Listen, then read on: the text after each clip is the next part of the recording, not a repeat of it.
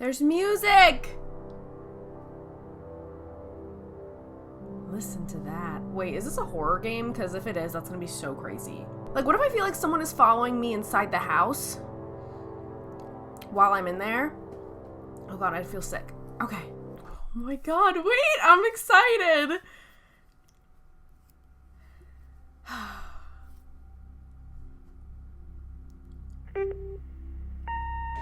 Hi, Mom.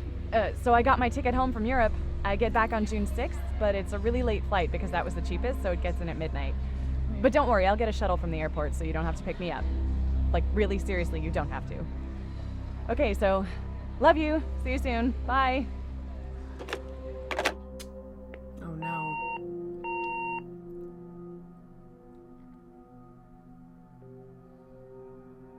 I didn't know there was voice acting in here. Will there be voice acting?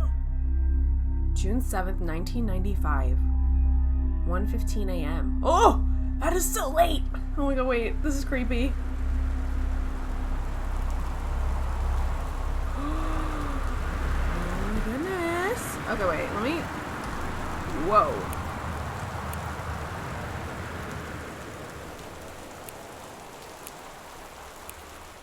Okay.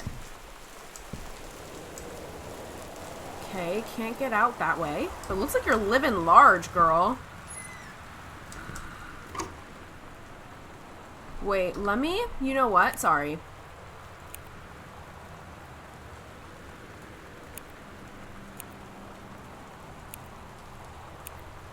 Okay, I just made it a little bit brighter because I know that OBS sometimes does not pick up darkness. Okay. Grab Christmas duck. Press right mouse or left shift to examine a held object. Move the mouse. Okay. Oh! There's a key! Okay. Press 1 or I to check the contents of your backpack. Will do. Nice. I can't do anything with these Christmas lights. I just want to take it all in. I'm really scared to go inside, low-key. Maybe I'm just stalling. Okay. So who are we? We're Caitlin Greenbrier, Portland. Flight number 270, June 6, 1995. Okay. Let's head in. Oh, there's a note. Katie, I'm sorry I can't be there to see you, but it is impossible. Please, please don't go digging around trying to find out where I am. You know we will. I don't want anyone to know. Oh, crossed out Mom and Dad, to know. We'll see each other again someday. Don't be worried. I love you. Sam.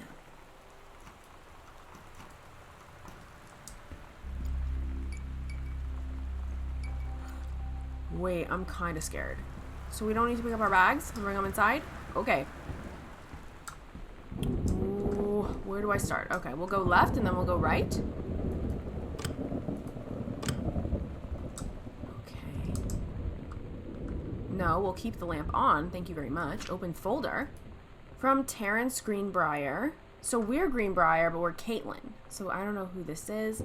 Boxes, kitchen, master bed. Okay, so it's boxes for... moving? The subtotal is $16,076.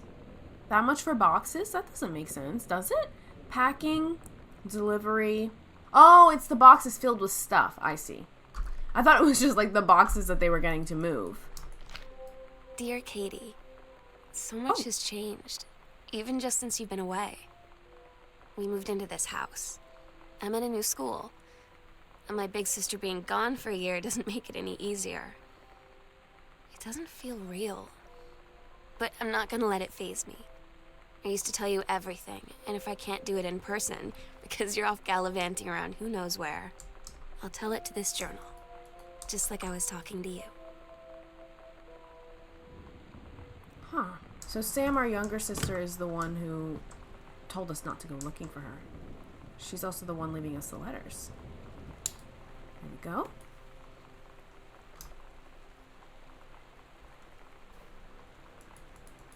Okay, nothing here. Let's see. That's it? I can't grab anything? Oh my god, I know there's so many letters in there that I would just love to get my hands on. Nothing?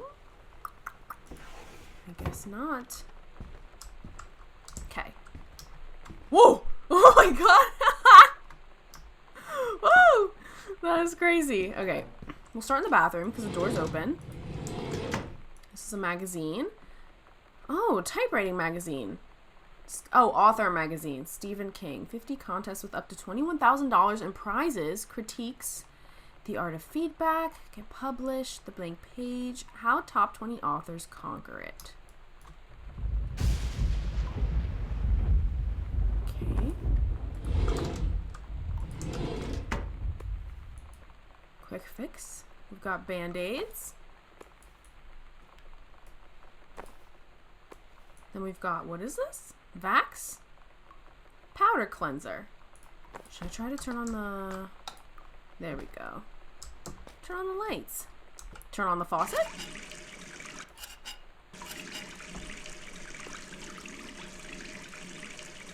Okay, green apple hand soap. Amazing choice.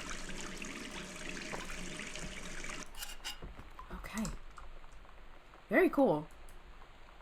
I love that they let you look at everything, because I'm kind of like, what is the point of looking at or like, what is the point of them letting us have access to everything? Let me put this back. Oh, because I'm just throwing things.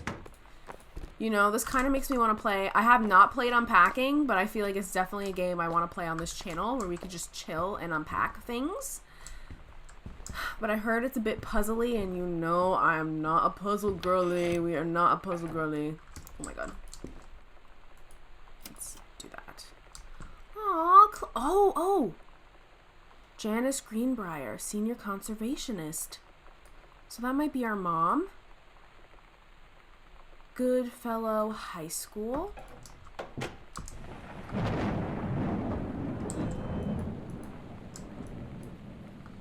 Can we look at anything else? Board game. Over the Alps, a novel traveling game for 2 to 6 players. Interesting. I'm gonna leave all the lights on.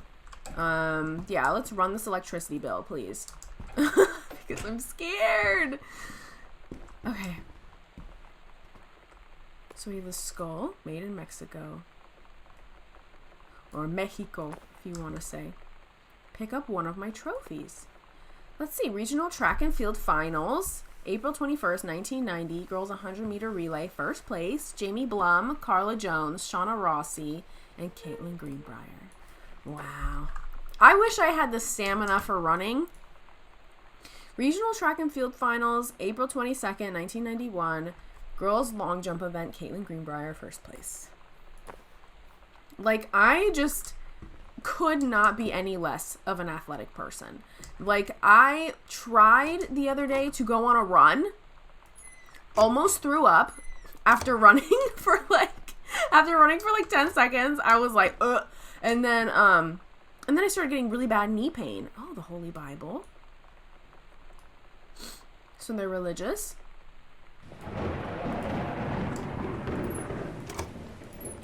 Ooh. Ah, there we go. Read letter. Yes, I do want to, but I want to check. I want to check down here.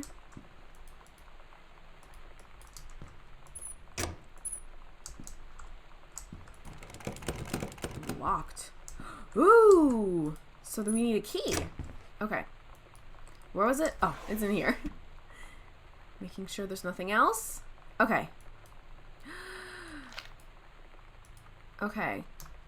I wish there was like a text option for this. Dear Jan, it's so good to hear from you again. All this new house business sounds like quite the adventure. Remember the little dorm room we shared freshman year when we were miserable fantasizing about our dream homes? I always said I wanted a mansion. You said you just wanted a house in the woods. Look who got both. Somebody up there likes you. I could use some of that magic. Send me some lotto numbers. I'll play them. Seriously.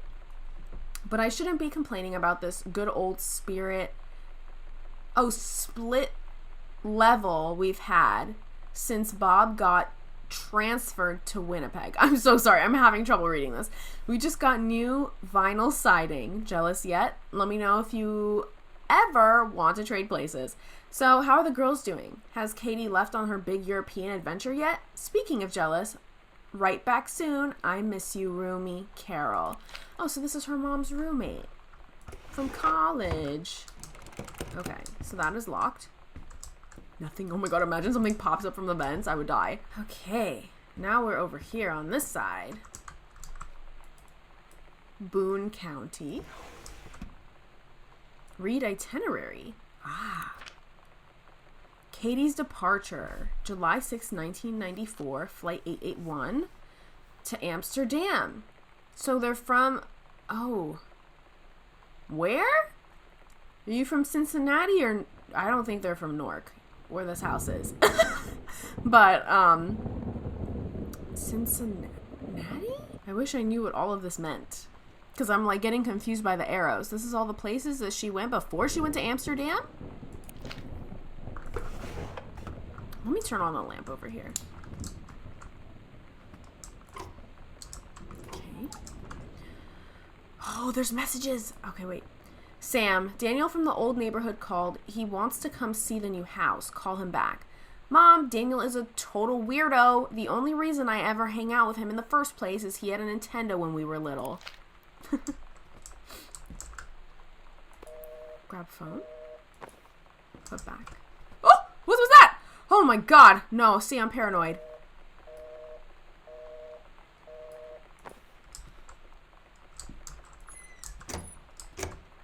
My guess is that this is us? No one is home, though.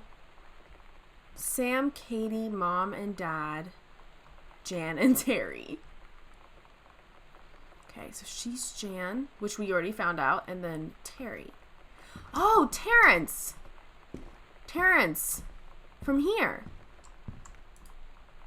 Terrence. Yeah. Okay, so he's the dad. Okay.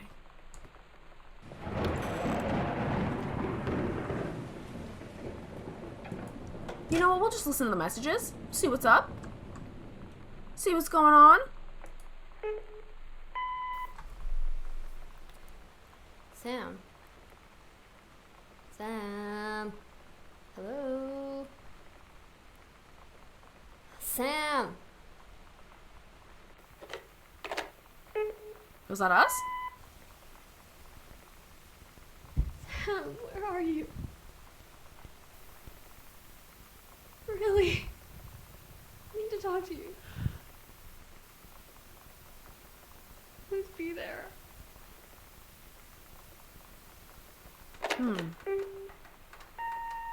Hi, Mom. So I got my ticket home from Europe. I get back on June 6th, but it's a really late flight because that was the cheapest, so it gets in at midnight. But don't worry, I'll get a shuttle from the airport so you don't have to pick me up. Like, really seriously, you don't have to. Okay, so, love you. See you soon. Bye. Us.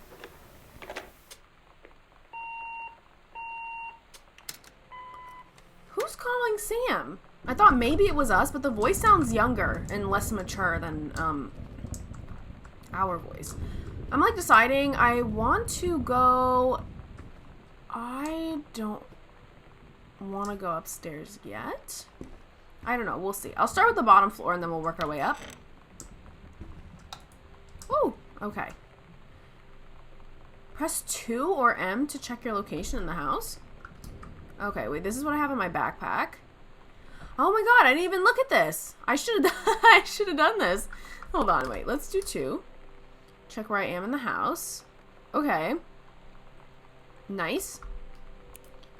Journals.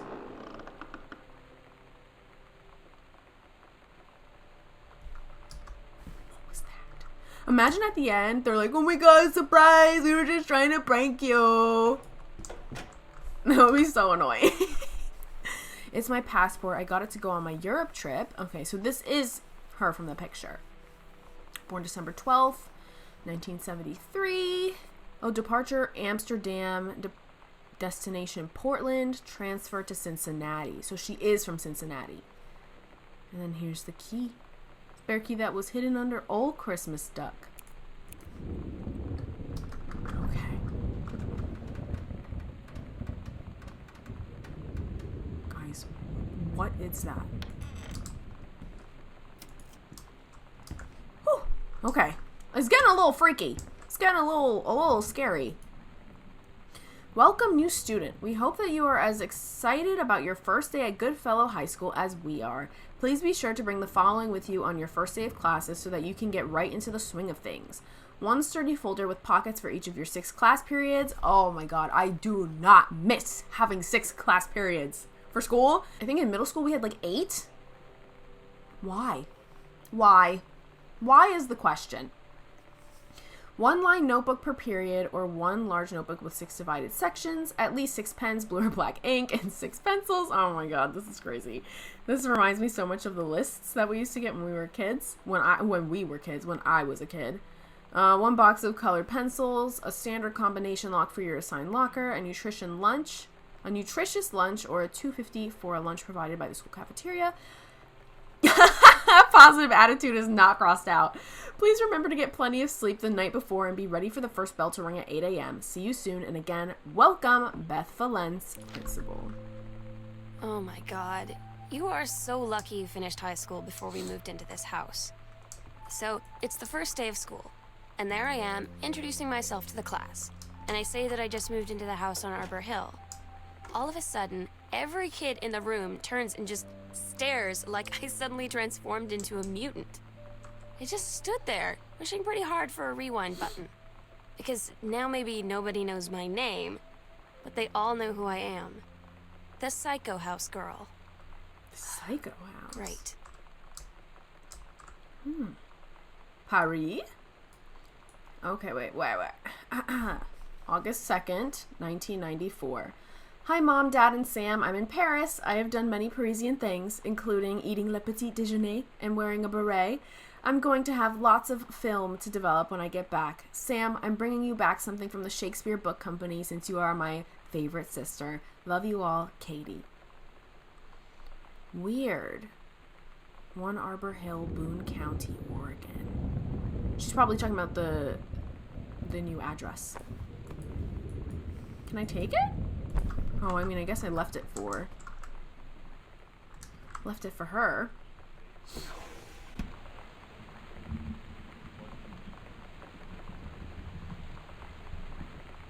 Guys, you can't hear it, I don't think, but there's a radio.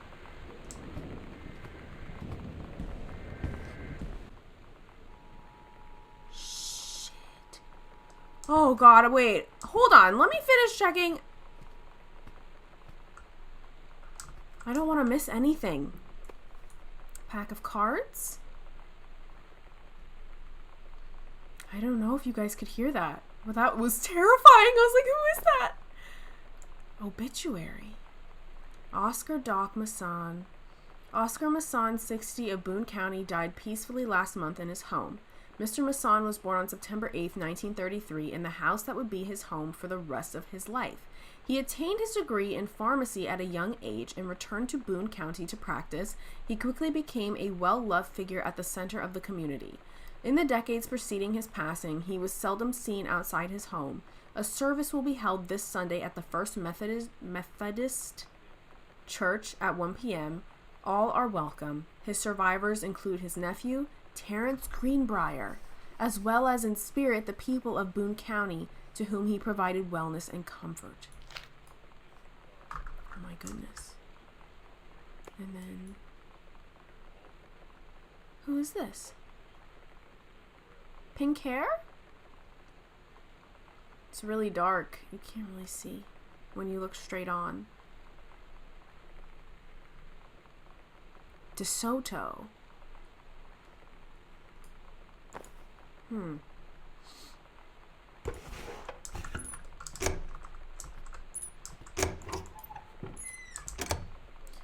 Okay. Should we go check out the TV?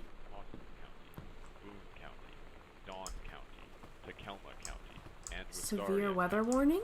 Residents are strongly urged to stay indoors and secure all windows and doors.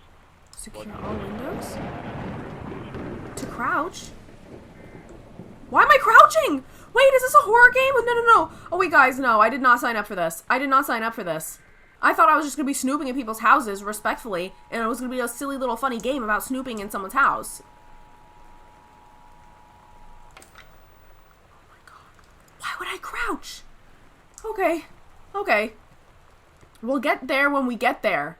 I was not expecting to have my adrenaline pumping. Let's turn this on. Okay, can't turn that on. Candle? Okay. Oh, matchbook. Can I use it to light the candles? Oh, there's no matches left. Okay. Oh, a note. Hey, are you the new girl Sam? I'm Tommy. I'm at the back behind you. Wave if you get this and write back. Hi, Tommy. Yes, I'm Samantha, and yes, I'm new. What's up? I just thought since you're new, maybe you could use a friend. I don't have a lot of friends either, and so I thought I'd ask something if you don't mind. Do you mind? Yeah, yes or no? No, I don't mind. What do you want to ask? Was it just your uncle who went psycho? Or does it run in the family? Why would you ask that? I'm hearing things and I feel sick. I'm hearing things and I feel sick to my stomach. It's fine. I'm good. Closing that.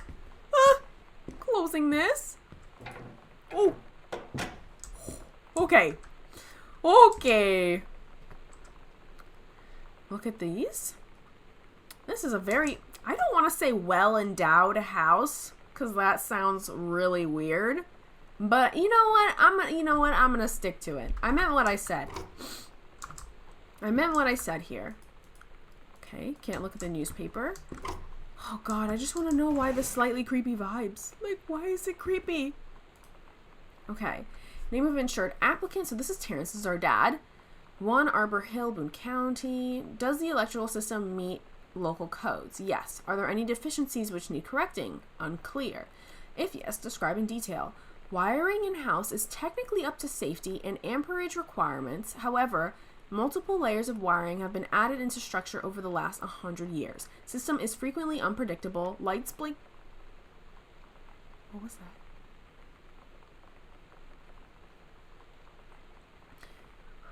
Lights blink out for no clear reason. Pressure on floorboards and door frames disrupts circuits wired directly behind the surface. Properly reworking the electrical system would be highly destructive to the walls, floor, and fixtures of the structure. After discussion with Mr. Greenbrier, since there are no current safety concerns, issues will not be addressed. Company name, Black Cat Electrical Co. Harold Price Jr. is the name of the electrician. I hereby certify that at the time of the survey, the electrical service at the location is safe and adequate, or I have noted said deficiencies above. So we're going to experience some blinking lights. Cute.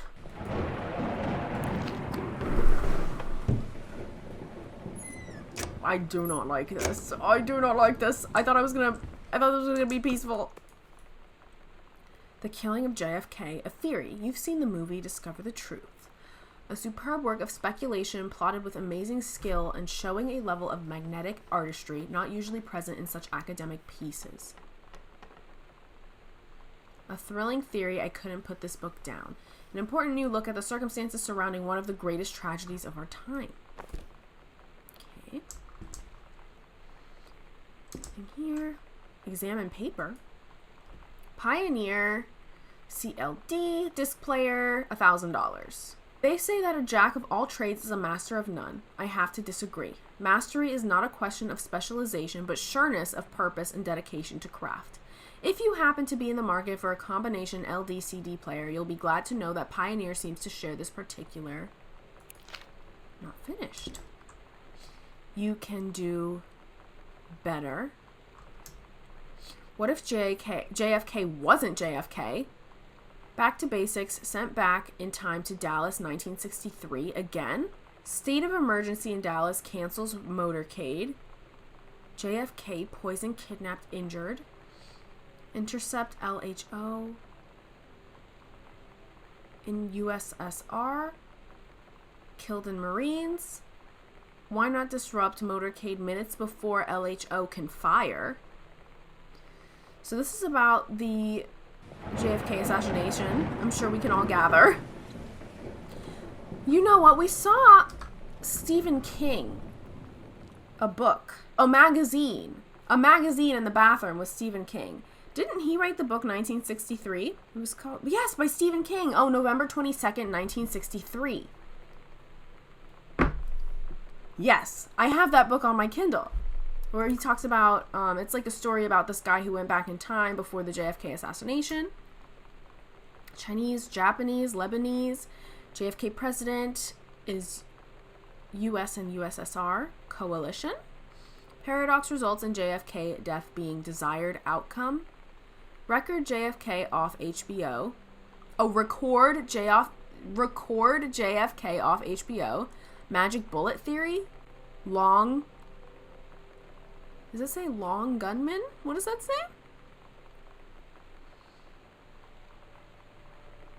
Check with Sam.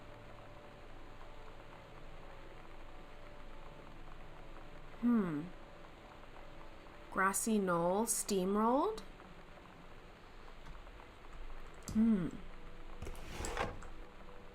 Okay, three ring binder. Does it have anything in it? Doesn't seem. Oh, wait. No, I just saw something. There was a letter. Oh. It's under here. Huh. Terrence Greenbrier. So this is from the uncle to Terrence, I think, when they lived at their old address. Dear Terrence, I write on what I hope and imagine is a joyous occasion. News reaches me that you are newly married to a wonderful young woman. I have had more than a little time to consider my past and my family, and my thoughts have often lingered on your development and welfare in the 10 years since we last met. Your marriage gives me much reassurance in this regard. You are always welcome on Arbor Hill. Oh my god, the creaking is crazy. I will understand blank if you feel you can't accept this invitation. Yours very sincerely, Masson. I forget what his name is. Oscar Masson. Can I keep the letter? I don't know what this is. Okay. There we go.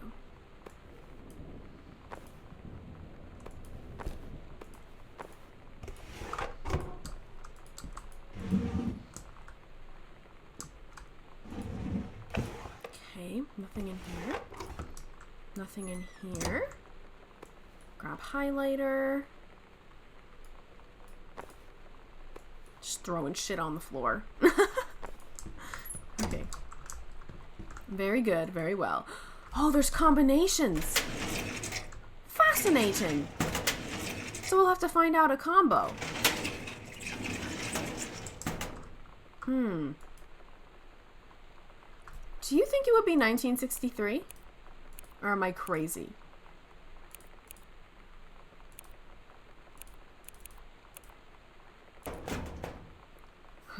Okay. So I think... Oh, read crumpled pages! Amazing! Okay. John Russell opened his eyes and saw them, the stars, twinkling as if he were lying on the grass in his family's yard in Massachusetts, even though that place was a million miles away. No, he blinked the sleep from his eyes, looking through the carbon-reinforced safety glass of the space station Archimedes. Yes, he was a long way from home, but the future needed him. Okay, iconic start. John Russell's head swam. He felt incredibly drunk, despite not having touched a single drop in hours. He vomited onto his feet, his bare feet. He stared for a moment, processing his sick flecked toenails. scanning up his bare shins, bare knees. He was completely naked. He looked up and met the eyes of a gorgeous blonde woman wearing a tight polymer fiber tunic. Excuse me. The fabric that strained at the seams to contain her generous bosom was emblazoned with the phrase matter transference operator. That Theon, he passed out. John Russell had crossed the gap in time. Only messages had passed him before. But now, man. They needed him. Now more than ever, changing the past was no longer good enough. The instructions from the council had been clear. What to procure, what to construct from it, how to assemble it, so he made the machine, how to transport him bodily across time, and now he stood. There on the bridge of the starship Archimedes, and of the vessel, because only he, who had saved the president's life twice before, could helm the naive crew to their destiny, the fate of the galaxy. So it's less coherent as time goes on. Interesting. So, where should we go next? Ladies and gentlemen and people.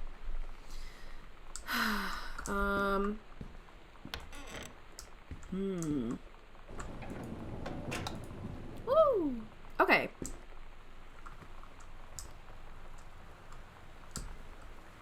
Nothing super crazy.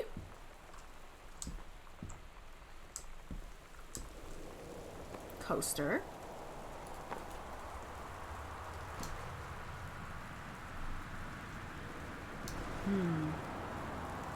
I wonder what we can crouch for. Tissues. Cute box. Magazine. Readers tell us about their worst moments. Does anybody still care? Oh, 90210. Does anybody still care? The Male Gaze. How to Subvert It. Sarah Hulst. What is it called? True Stories. I Was a Teenage Drag Queen.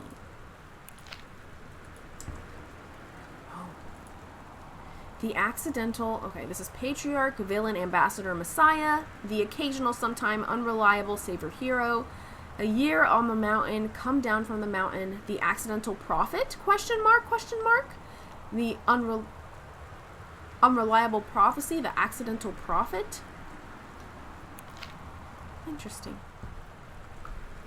Have I picked up any of these? No. Journals. Okay, so we're in the oh, so that was Dad's office.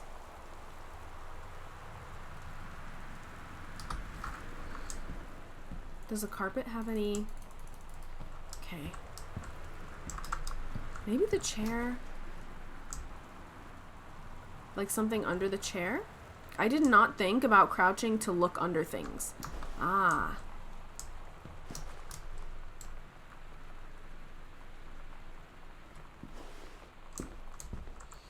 Let's scan over these and make sure that we have nothing. God, I frickin' hate these sounds. That's so scary. Okay, let's see what's here. Ooh. Give me this. Dad's second book. Oh. The Accidental Pariah by Terrence L. Greenbrier. A message from our future saved the president's life once, but within the next 24 hours there will be another attempt. And the lines of communication are down. No, because there's... Yeah, that's what I was looking at, gentlemen. Oh, go back. Japan's bloody war on dolphins? Moscow by night, drugs, prostitution, the mafia. Ladies in the Ring, the Women of Wrestling, and the New Rules of Love. Is that what's underneath? Oops. Let me see. Is that what's underneath? Oh no, see, they have... Oh yeah. Okay. Where are you going? Okay, bye. What the... Girl. I know this is crazy, but I'm like, is it leading me somewhere? What do you want? I wonder where it's gonna go. Okay, I guess it just stops. Okay. So let's see. This book that we just picked up. But this is by Benjamin Alman, so this is not our father's book.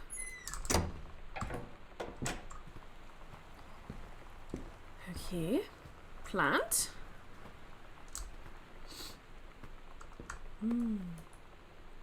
A Stranger Under My Roof. The #1 best-selling advice book for parents of teens. A Stranger Under My Roof. This is by Elisa Medina. The teen years are fraught with change of all types, physical, mental, emotional, spiritual. But these changes don't just affect your teen. Your teen's turbulent years are a challenge for parents as well, maybe the biggest challenge you face since having children. This book holds insights into your teen's behavior from the very beginning, as he or she first enters adolescence, up through the end of the teen years as he or she enters young adulthood.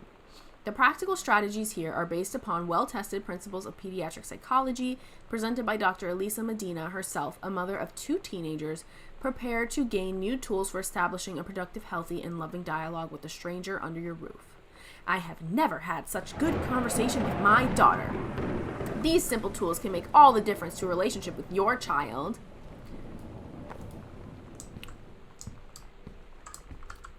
Folder. Letter. Okay, so this is November 1st, 1994. Dear Terrence, David asked me to write you regarding the reviews you've been submitting the last few months. Frankly, they've become more trouble than they're worth from an editing standpoint. There's a word limit. It's your job to stay under it. I'm hearing creaking. Not mine to cut back to it. Even then, it's becoming harder and harder to weed out the tangents and non sequiturs from the usable copy without heavy rewrites. The readers of the Home Theater Aficionado want to hear about the quality and value of the hardware, not ruminations on your childhood. If it were up to me, I wouldn't be writing this letter. I'd just be cutting you loose. There's tons of guys half your age who would take half your rate to write stuff I could actually use. But David's known you for a long time, and he's the boss, so I'm giving you one more shot on his say-so. You should write him a nice note thanking him for his patience and generosity, look through your old stuff, and start submitting reviews like that again. Then everybody will be happy. Brent Kurtwood, reviews editor, Home Theater Aficionado magazine. Interesting. Oh! 0451? Is it really that easy? 0451?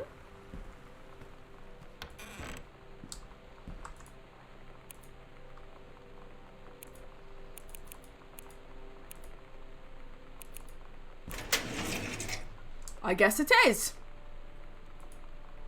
Dear Mr. Masson, please find enclosed your original document and a typed copy for your records. The notarized copy has been filed at our offices. Thank you for entrusting our firm with this important matter. Sincerely, Jeffrey Wise, Kubelik and Wise, attorneys at law. Will and Testament.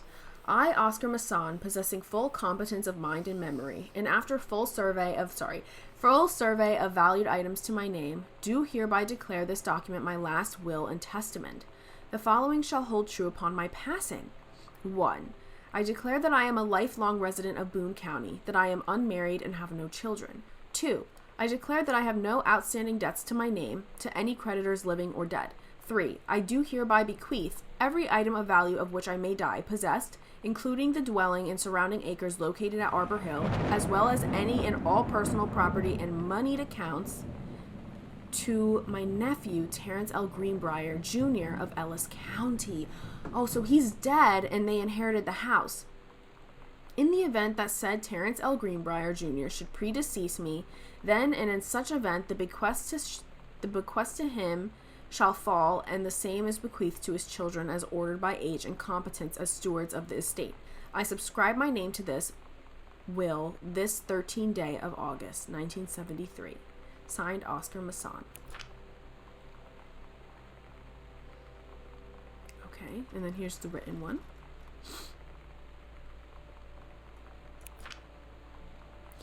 Oh. Is that it? So that's why this is Dad's office. I thought that this was the uncle who was going... Oh, grab glass? I did not see this. I thought it was the uncle they said that was going psycho over the JFK assassination. I did not check this carpet to see if there's anything underneath it. Okay. Now we are here. Ooh. Ooh. Okay. Scary.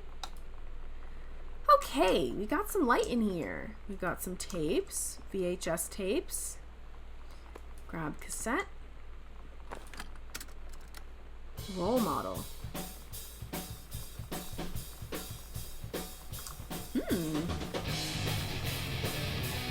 Oh my god. I was not expecting this rock music.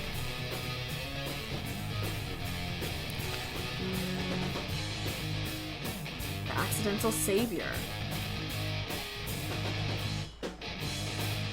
Okay, I actually can't focus. Hold on. Hold on. I want to read everything. Okay, Terry. Hey man, how you been?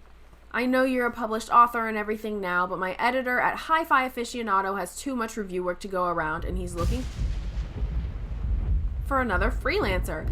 Naturally, I thought of you. You were saying in your last letter how much of a pain it's been trying to find a publisher for your latest work of literature. And writing stereo reviews is dead simple. Sit at home with a glass of scotch, listen to some records, and write up how it sounds, and then get paid. I've included some issues of the mag to use as examples. If you're interested, send me some samples to my editor and tell him your old college. Why can't I see that? Old college chom? No, hold on. Guys, I'm editing this right now and feel like a complete idiot because it's chum. He was saying chum and I just, I don't know what was happening here. Senam? Mike sent you. What does that say? I don't know. Here's the address. David Werning. Reviews editor. Do it. Mike. Okay, so now we have someone else named Mike. Okay, I'm not turning that off. That is crazy. There might be a reason we need to turn it off. Like, there might be like, someone's coming, turn off the lights, and then I'm gonna like poop myself and quit the game.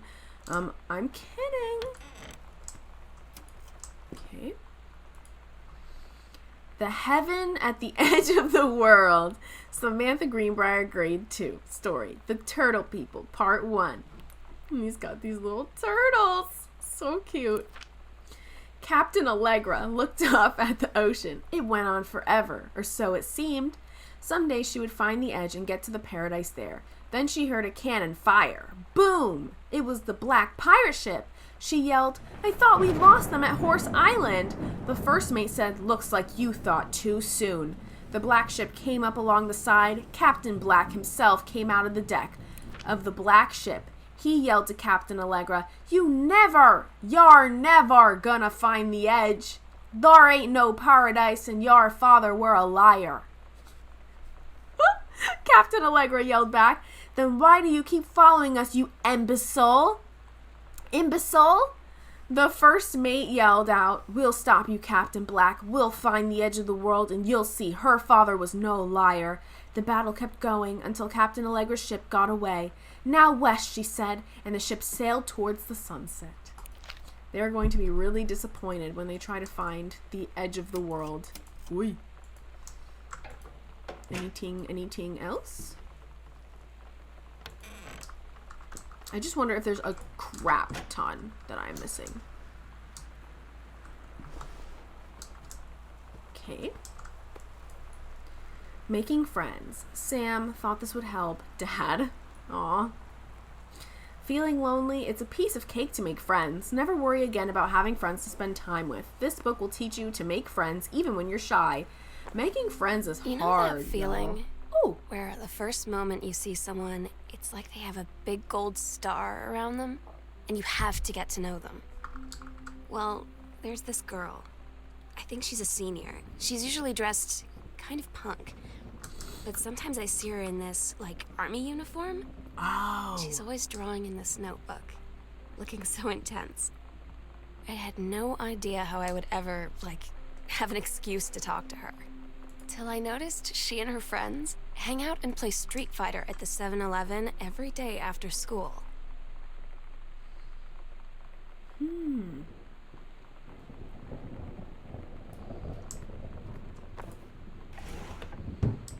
I get that. Having a friend crush, someone who's so cool, and you're just like, wait, I kind of want to be your friend. But I never end up becoming friends with those people because at that point, when you have, like, I don't know, I feel, what is that in the corner? Oh, it's my mouse. I feel like whenever I get a friend crush, I'm always, like, thinking too much about being their friend that I come across as desperate, so I never end up trying because I'm like, I can't. Okay, hi Terry. Enclosed, please find Pioneer CLDD 703 unit with remote and cables. We need half a page review for the October issue, so that gives you about 2 weeks to get us a copy for edit. Standard stuff like you gave us on the CLDD 502. It's a combi player, so check its CD playback with a few discs as well as Laserdisc. They definitely want us to hit the signal to noise ratio and Toslink stuff for high-end buyers. Looking forward to your take on it. Enjoy the unit. So what is he reviewing? I'm intrigued. Is this supposed to be X-Files Season 1? Episodes 18 through 21?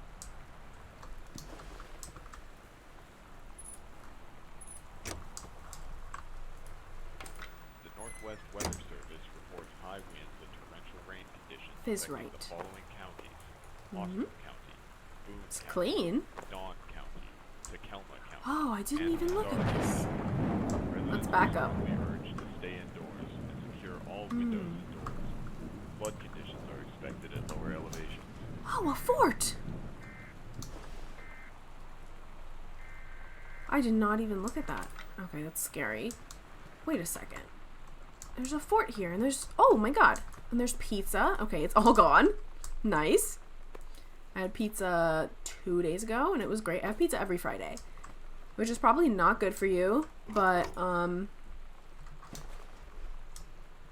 love it. I look forward to Fridays. It's like celebrating the end of the week.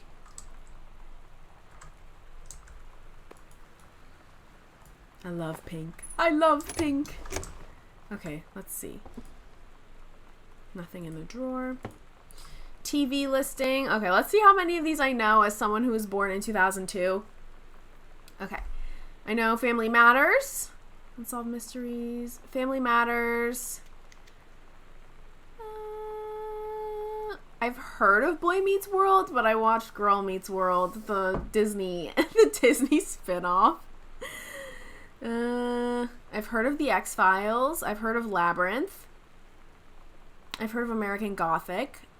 I've only ever seen Family Matters, I think. Oh, and America's Funniest Home Videos. I did see that. I've heard of RoboCop. Oh my God, yeah. I'm just... I feel like such a baby. Anything about this coaster?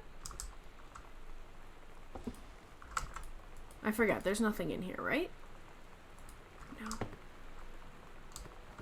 Okay. Ooh, thought I saw a person. Here's the boats.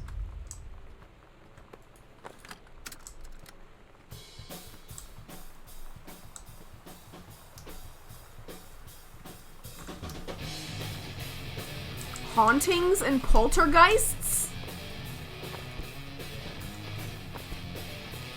Coke? Is that a Coke? Oh, Dr. Jitters. Dr. Pepper.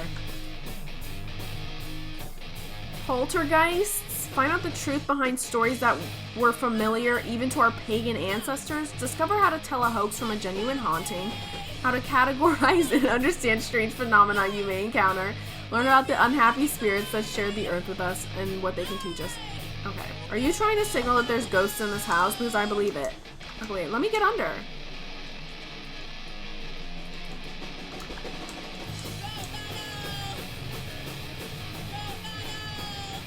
So fun.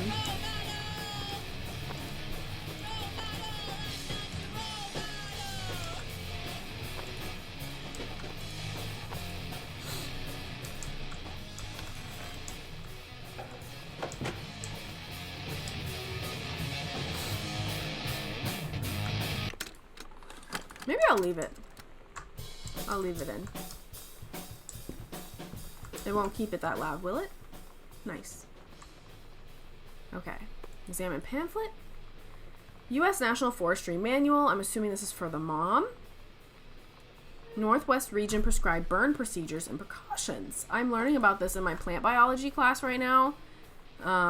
About prescribed burning, which I didn't know. Like, prescribed burning for plants to continue to live and keep the ecosystem healthy. Because, you know, the whole time we're thinking like forest fire bad, which they are. But if you burn them in the correct way, it can actually be healthy for the forest. Coupons. Ooh, something tortilla chips. I'm freaking in. I'm in majorly. Squishmaster. Pretty.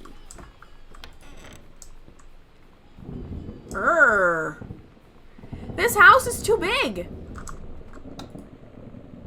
Like, what the heck?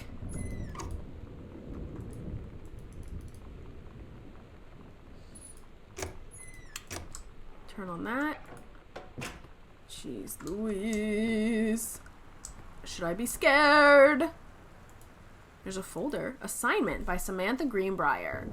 Below are 2 stories. The events are all out of order. Get a sheet of lined paper. Write reproductive system worksheet number 6 at the top.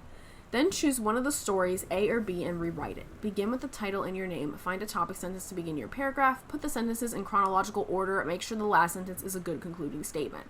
Do homework usually have this much direction? Because I remember my teachers being like, write blah, blah, blah. And then after that, after handing in the assignment, they'd be like, you didn't do it right.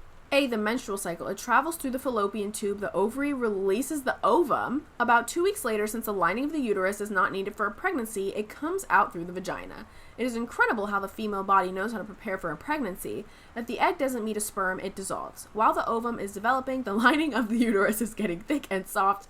Another ovum just starts to develop in one of the ovaries, and the process begins again. An ovum starts to develop.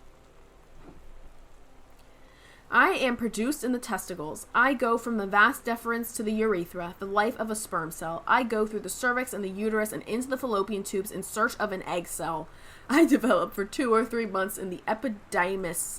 Epididymis? When the penis becomes erect, I leave the epididymis and travel up the body into the vas deferens. As I pass the prostate gland, the seminal vesicles, and the Cowper's glands, fluids are added so that I can live longer and swim more easily. Without me, an egg cell couldn't begin the amazing process of reproduction. The urethra carries me, along with about 200 million other sperm, out of the penis in a process called ejaculation. If I can find the ovum before the other sperm do, I will be the winner, part of a fertilized egg.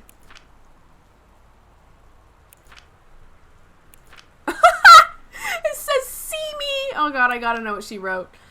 Okay. Reproductive System Worksheet 6, The Menstrual Cycle, a novella.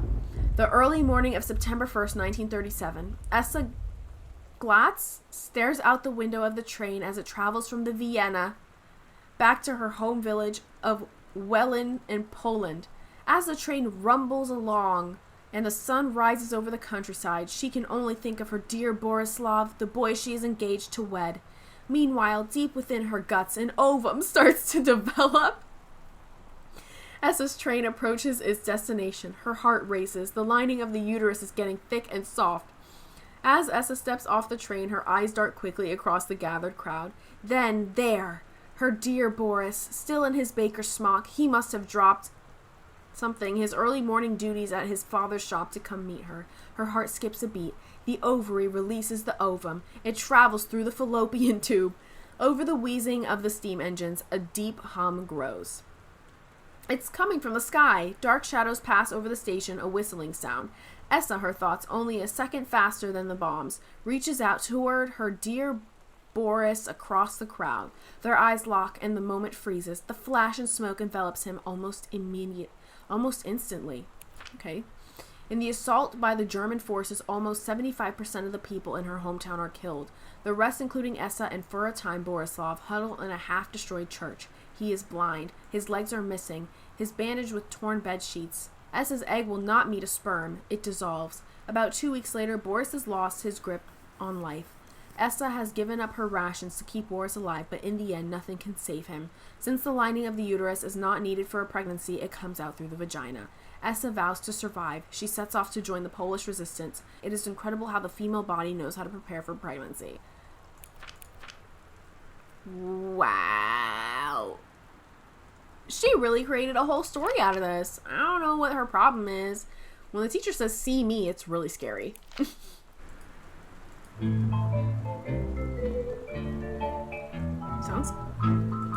Doesn't sound kind of scary.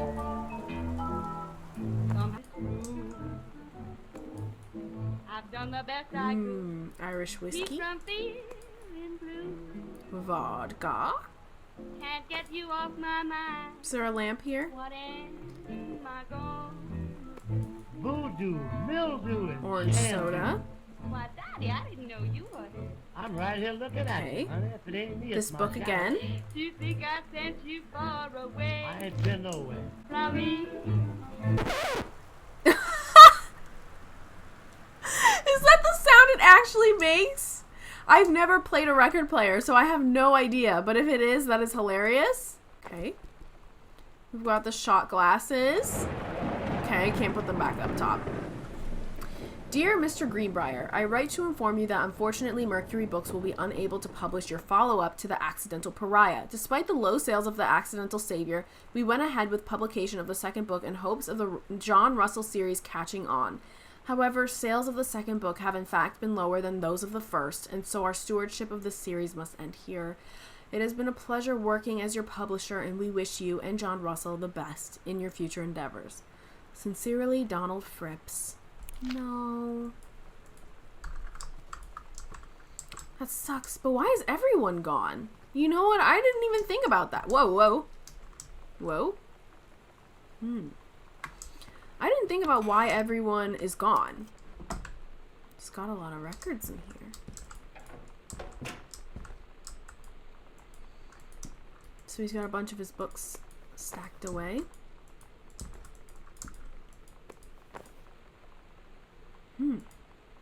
Samantha, please give this to your mother. Janice, thank you for having Danny over to your new home. He has missed having his friend Samantha in the neighborhood very much.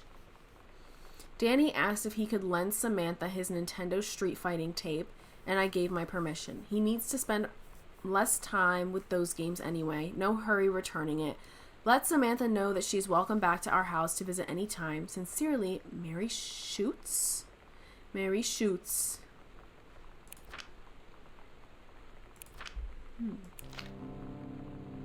When you live in one place your whole life, your next door neighbor is kind of like your default friend. And Daniel only got weirder over the years. So moving away has been a good excuse to, like, not see him anymore. But he did always have the good Nintendo games. Maybe I'll give him a call.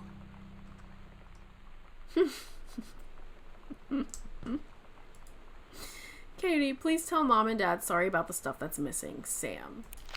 Oh. Okay, more coupons. Dye.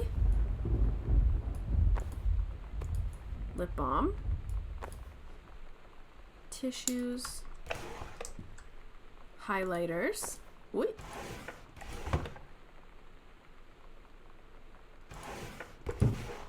Ah. Hi, Lonnie. So if you wanted to come over to my house still this afternoon, that would be cool. I can drive. It's kind of far, but I can drive you home too, so hopefully that's fine. Write back and leave this in my locker if you still want to, and we can meet in the parking lot after the 6th. After 6th? Oh, after 6th period. Samantha. Yeah, I'm totally in. See you there. Then I'm gonna kick your butt. Get ready. You. That's so cute. So you know what they say about the best laid plans of mice and men? Yeah, turns out it applies to Street Fighter too. At least I worked up the courage to walk into the 7-Eleven and ask for a turn, but all that practice at home did not exactly translate in the wild.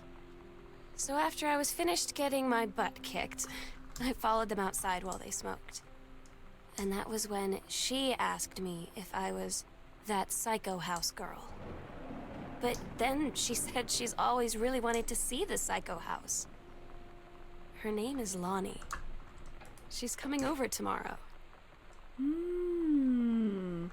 Wait, let me listen to that again. Okay, because it says she, all caps. So I was like, did I miss a name? But no, she doesn't actually specify who it is. I think it might be Pink Hair Girl who wants to see the Psycho House. Psycho House, that was crazy. So this is locked. There's a crumpled piece of paper. Katie, please, whatever you found, don't tell Mom and Dad. The attic. Well, I'm heading up to the attic right now. If you were curious.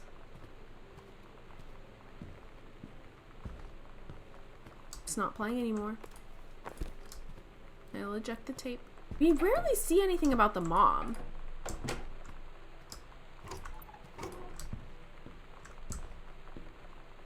And then we have 2 locked doors.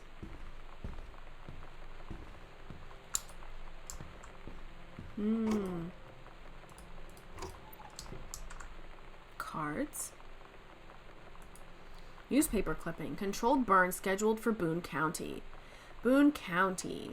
Plumes of smoke will rise above the northeastern region of Boone County over the better part of the week as part of a Forestry Service-run controlled burn of overgrown sections of the Flintlock National Forest.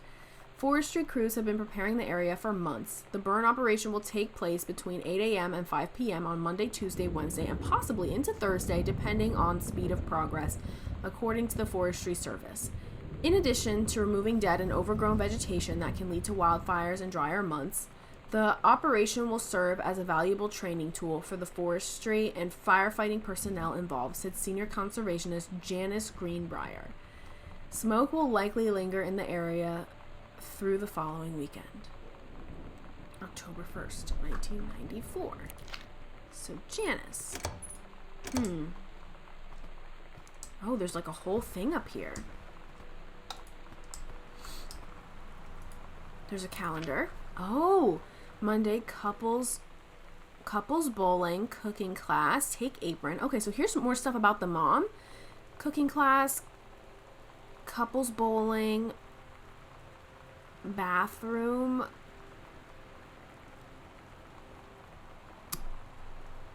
Oh, ballroom dancing. Okay, so they do couples bowling every Monday, and then a cooking class every Wednesday, and then ballroom dancing every Friday. Cook the big meal for Carrie and Sam. Oh, for Terry and Sam. So for Dad and Sam, so she's cooking a big meal. I wonder for what? Just wondering if this was something I can move.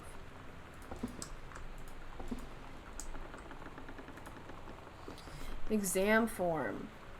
Bruce Pendleton, head of personnel, State Forestry Service. To aid in the upcoming prescribed burn operation, a ranger with expertise in the procedure is being transferred to the station at Flintlock National Forest effective September 2nd, 1994. Please see attached personnel file. The overseeing officer at Flintlock Forestry Station, Senior Conservationist Janice Greenbrier, is charged with the supervision of transferred personnel. The duration of transfer will be based upon performance evaluation as well as a recommendation of the overseeing officer. Signed, Bruce Pendleton. Okay, so everyone has their own thing going on. I'm trying to, think about where this could possibly... why is everyone missing? Because it makes sense. Sam said that she ran away. But why is everyone else gone? Unless everyone's just out for the day. Bratmobile.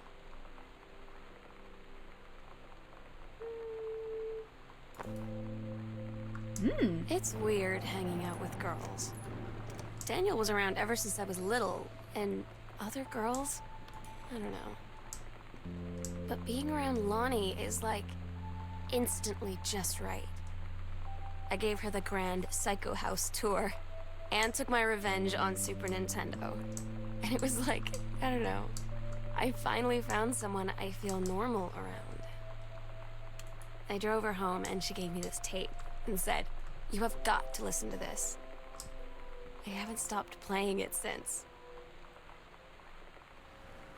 That's so sweet. Girl friendships are so special, I think.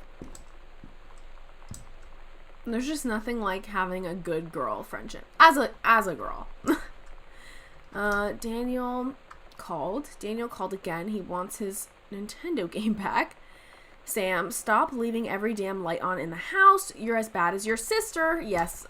I'm sure that they knew that we'd probably be leaving all the lights on. Read sternly worded letter. To whom it may concern, I, Samantha Greenbriar, am 17 years old and am therefore an independent, fully functional human being. The fact that you still forbid me from going into the city on my own is frankly absurd. Compare with Katie, who is only 3 years older than me, and yet you allowed her to go all the way across an ocean to another continent on her own. I just want to spend an evening in a normal, totally safe city on my own, like a human being, and since you may also remember that I have my own car, you can't really stop me. Warmest regards, your daughter, Samantha. Interesting. She just wants to go alone. She's not going with any friends. She's not going with anyone. Oi. Scary. Ooh. Give me this cassette. We're so cool, yeah, yeah. Yeah, we're so cool, cool. We're so cool, yeah, yeah. Fuck you too, cool schmuck. I don't wanna sit around and talk about the weather. We're just good all day. That's so funny. I don't wanna wonder if you're gonna say hello. I don't wanna wonder if you're gonna walk away. I don't wanna hear how many friends you have. Oh, this is the Nintendo. Anymore. Adventurous the cat. I don't want you to tell me what's so cool. I don't wanna go back to junior high school. I don't wanna Oh my god, this is so teen.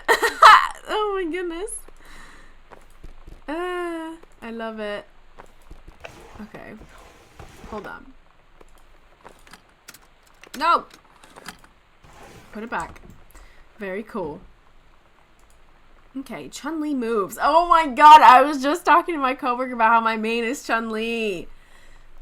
I love Chun-Li. Fireball, hold punch, kick, kick, kick. Hold kick. Oh yeah. I don't remember any of the moves, but I remember whenever I play any Street Fighter game, oh. What is this? Very cool. Scrutinize. Stare. Interesting. Chun-Li was always my main.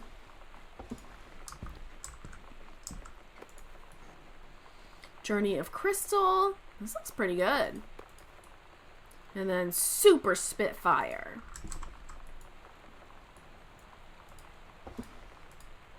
Oops.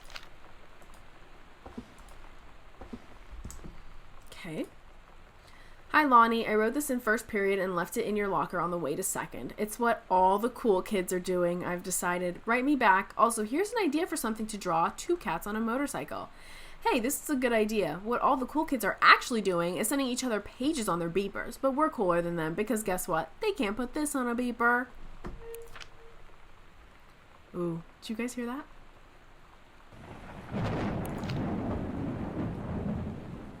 What is that? Ooh, scared me. Your drawing of cats was so good that I added a background to make it even better. Maybe I should just stick to writing though. Haha, I like it. How did you know they were about to be abducted by aliens? I'm looking at Mr.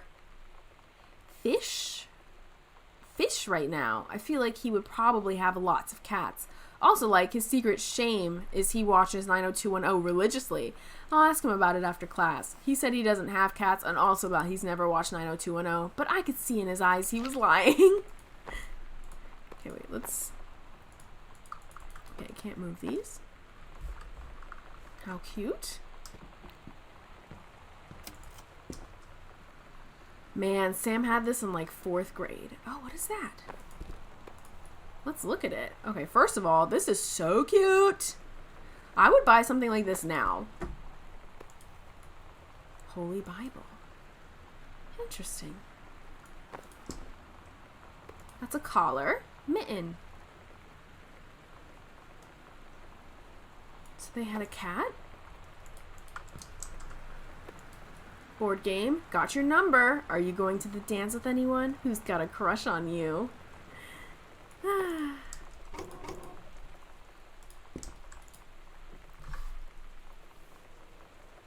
Oh, so this is like a more advanced version of the story. Captain Allegra, still in her flowing skirt and sturdy jerkin, descended the single shining thread into the lower cavern of the labyrinth. She and the first mate, on their own now, grew closer to their goal, the throne room of the dead immortal king of the island. The first mate slid down the line onto the stone floor. She swept chalky bone dust from the front of her canvas trousers and looked up at Allegra. The silken thread, nigh unbreakable thanks to the enchanted moths that inhabited the island, trailed behind, leading their way back to the entrance. From further into the labyrinth, a moaning began to echo. The moaning grew louder and clearer. It turned into words from some ancient language they could not understand. The king's cursed voice. The hairs on Captain Allegra's arms stood on end. She looked back at the first mate, whose eyes remained locked on the blackness of the page. Whose eyes remained locked on the blackness of the passage. For a moment too long before noticing the captain's gaze, the first mate nodded silently ahead. Following the king's ghostly song deeper and deeper into the labyrinth, they came upon a rocky gap spilling forth otherworldly blue light. The great basin of the dead king's throne room lay below. Skeletal in rotted robes, the king was hunched over the blue orb, topping his royal scepter. Shadows of his bony fingers danced on the walls like ghouls. As he sang, wailing souls flowed in one by one through the cracks in the cave walls, pulled into the orb, causing it to glow brighter and brighter. Behind the king, a long staircase hewn from rock led down into the chamber from a passage at the top. Allegra said, "We have the advantage in numbers. I will draw his attention, and then you." But the first mate interrupted, "No, I am smaller and quicker, and you know of dealing with mystic energies like these. I will circle to the other side, get the king's attention, and lead him on a merry chase." She held up the silk line, all traced by this invincible thread, of course. Allegra said, "It is a good plan, but perhaps we should go together." The first mate shook her head. "You know this is our best chance. Don't be afraid for me." They grasped hands and exchanged 3 tight squeezes, their palms growing warm. The first mate tied the shining thread to the belt of her trousers, gave a quick salute and a wink, and dashed off. Allegra waited, staring vigilantly across at the top of the stairs where the first mate was to appear. The king continued his wait. No, no, the singing stopped. The king turned and began walking up the stairs. Allegra wanted to call out, to do anything to stop the first mate from running headfirst into danger. She tried tugging on the line to signal her. No use. The king was nearly at the top of the stairs when the first mate burst through the passageway. She skidded to a stop. Even from across the yawning basin, Allegra could see the first mate's eyes grow wide. She turned and ran. Summoning his undead power, the king left the ground, levitating, gliding behind her with distressing speed. From some dank God, I'm trying. From some dank passage much too far away, Allegra heard the first mate scream. She was already running toward the sound. The line in Allegra's hand went taut, then shuddered. It fell slack to the stone floor. As Allegra ran, she was gathering line, twisting it around her arm. She came to its end. The unbreakable thread dangled limply, its end shredded and frayed in her hand. She tossed it to the ground and ran. Wow, so it's definitely a much more developed story than the one she had with the turtles. Sorry, I don't mean to throw the Bible. Oh, I didn't even look at the poster. Sonic Boom. Oh, a combination. I don't know. Did we...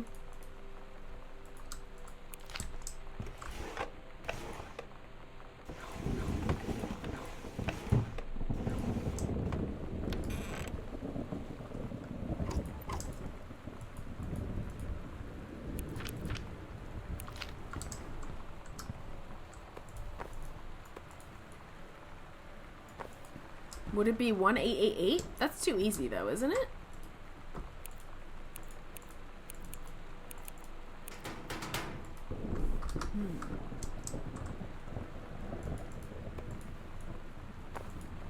Cup? I want to believe. Grab Steggy? Stelly? Steggy. Stegosaurus.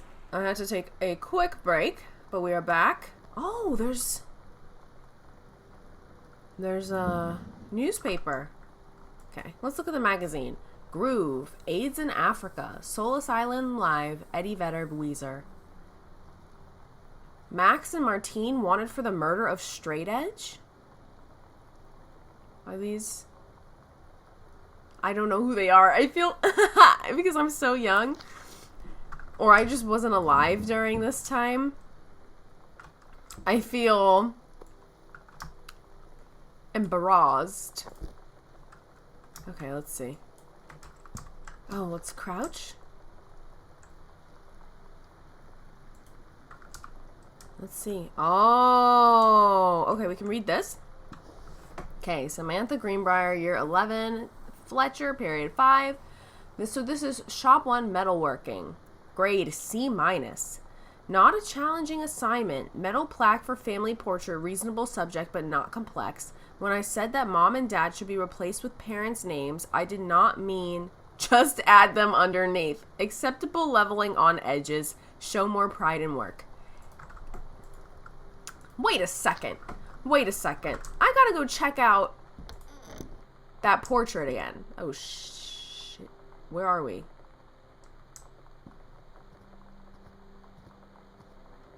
This way? Oh my god, I saw a piece of paper on the floor over there.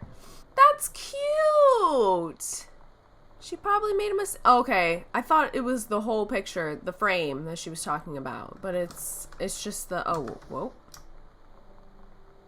It's cute. Leave her alone. That does not warrant a C. That does not warrant a C-. Okay, the Brother 150. Of course it's a Phaedrus. New for 1965. This is the one me and my dad are building. Want to go for a ride when it's done? Here's the exciting new Brother 150, a bike with speed, style, and impressive get-up and go. The Brother 150's reliable 4-stroke engine produces speeds that will surprise you. A 2.5-gallon tank provides the ability to ride for longer distances. Huh. And I'm assuming that's with, oh man, it's only been a day. From Lonnie. From Lonnie, that girl. Because I don't know. Sam and her father don't seem to be the type to build motorcycles together. What the hell was that?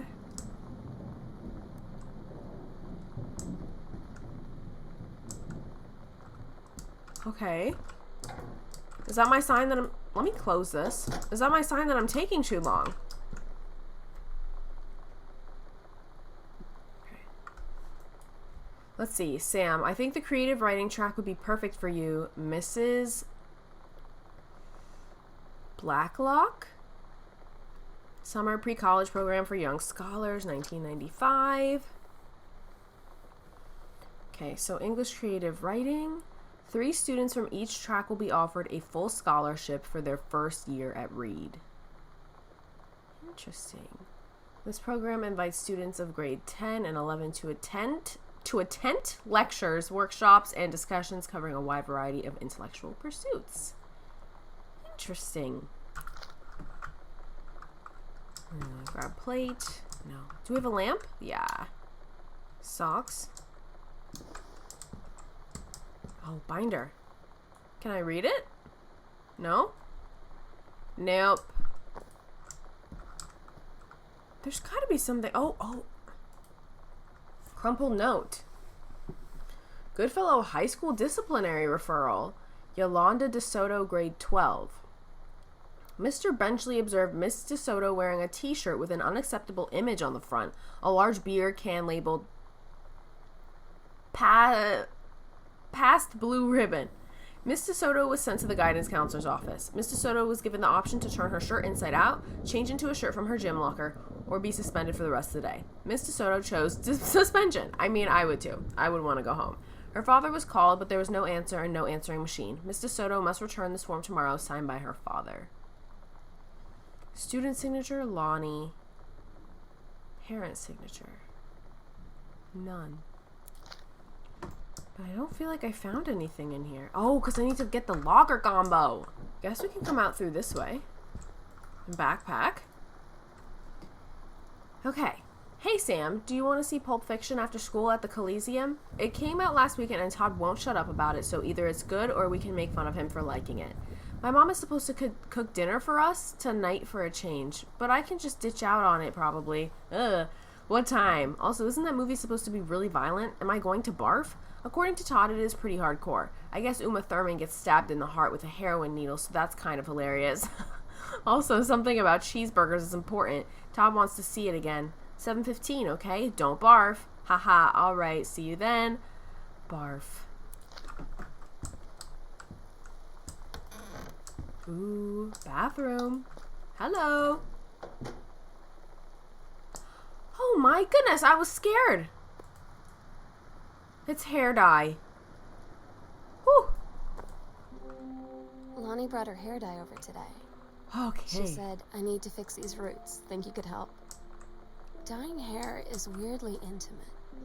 I don't know if I've touched someone else's scalp before. It's pretty intimate, right? It felt intimate. We looked in the mirror together after, and I expected her to say something about how it looked crappy or good or whatever. But that's when she said, "You're so beautiful." And she was looking at me. Right in that moment, I wanted to say something, but I waited, and the moment was gone.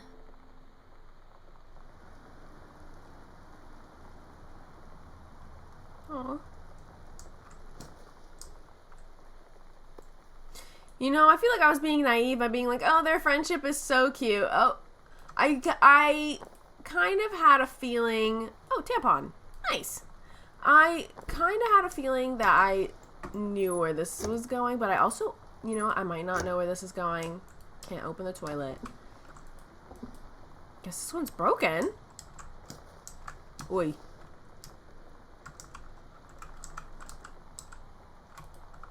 Okay.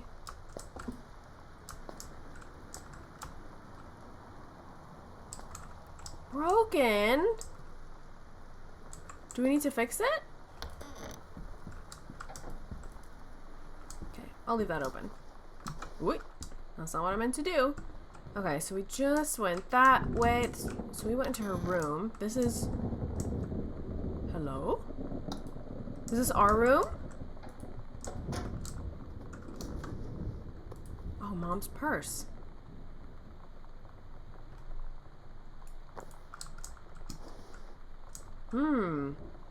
Postcard. Wait, let's... This should be London. Dear Mom, Dad, and Sam, I am in the Channel.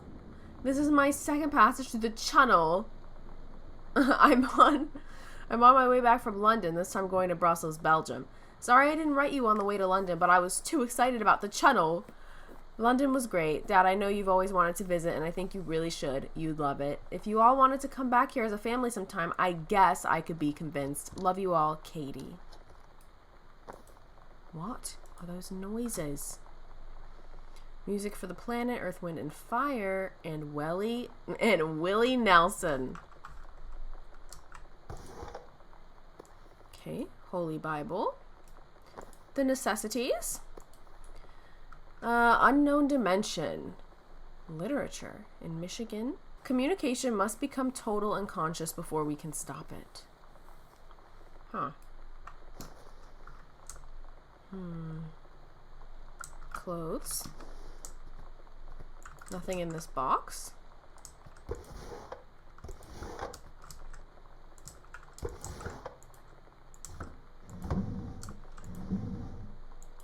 Nice.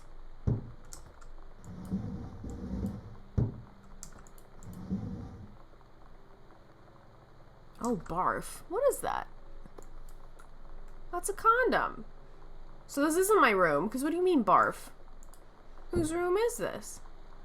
Oh, this might be the parents' room. I didn't even think about that. All this stuff is left open. You know what? That is something I didn't even think about detail-wise. A lot of the stuff is open. Left around, it looks like they were like rushing to pack or something.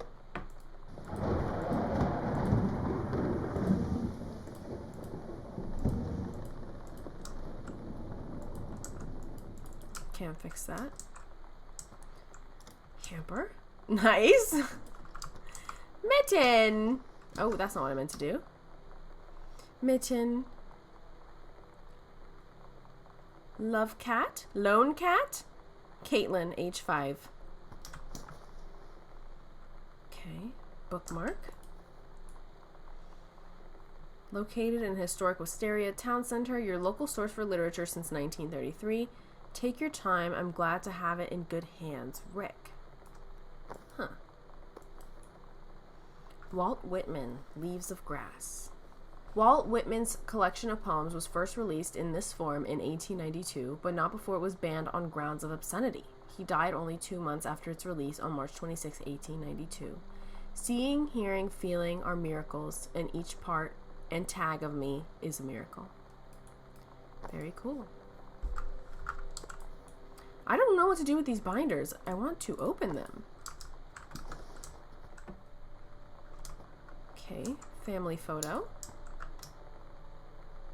How cute.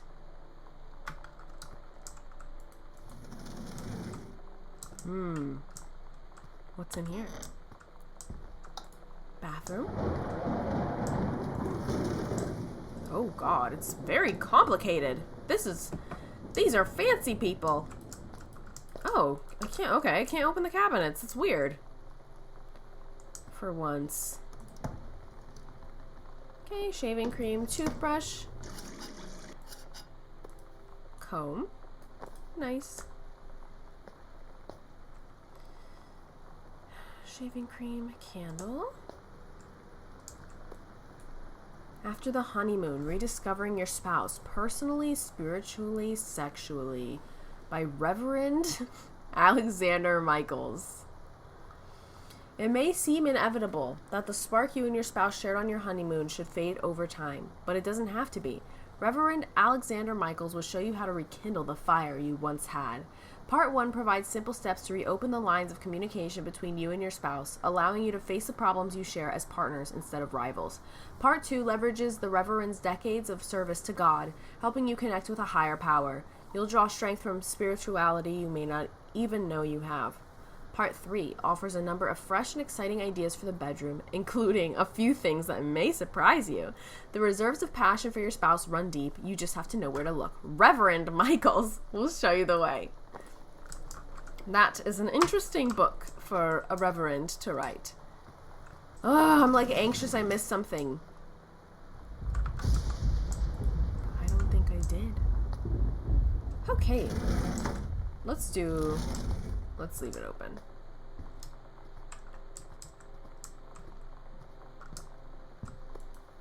Ghost game? Escape from Ghost Mansion? Huh. Watercolor technique for florals and still lifes. Bradford Gregory.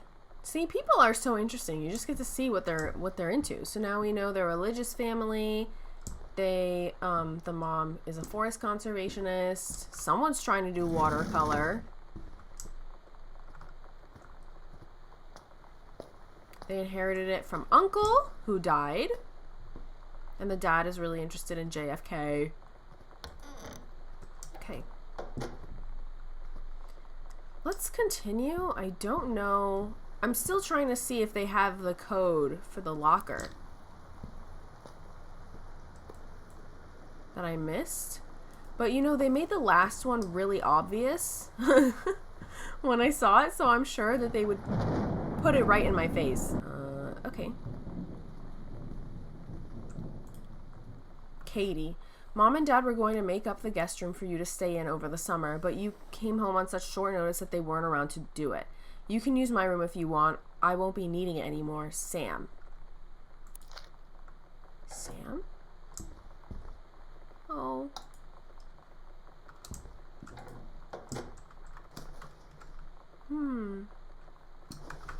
Pretty. This is crazy. I would feel mad offended if my parents boxed up my stuff, especially because it seems like Katie is really young. So it's likely that she would have been coming home anyway. Let's turn this on. Just want to make sure. Books. I'm not missing anything.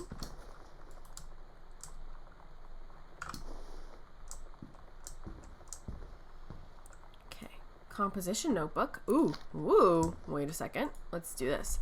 Hey, Sam, you were asking about my IROTC ribbons. Oh, what they meant. Here's a handy guide. Orienteering. This means the Army thinks I can find my way around. Rifle team. The Army has branded me as a certified killing machine.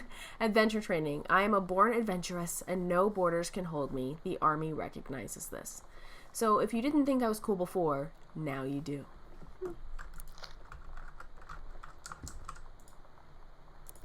Okay. Sighting journal. Like ghosts? Oh, God. Okay. August 31st, 1:19 a.m. A tall shadow in the upstairs hall. When I rounded the corner, no one was there. How tall was Uncle Oscar? Note, I was not wearing my glasses. September 3rd, 1994, 12:44 a.m. A faint voice coming from the bottom of the stairs. I said hello. Did not investigate. Probably was the furnace. September 9th, 1994, 4:11 p.m. Poured milk from a carton in the fridge. It was spoiled. Pretty sure I read that spirits can sour milk. Milk was just bought yesterday. October 9th, 1994, 11:24 p.m. Lonnie says she feels a presence in the TV room.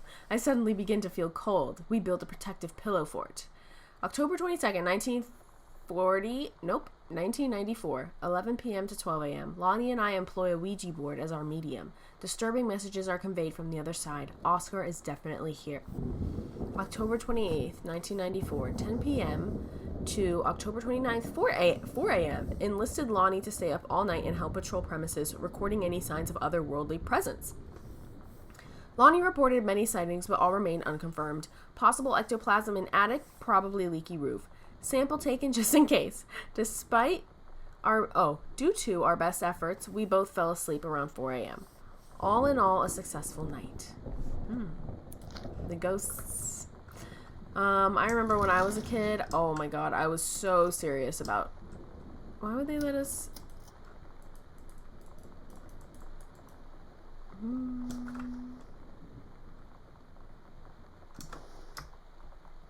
I was so paranoid about ghosts and otherworldly beings because I had this scary dream about this... Oh?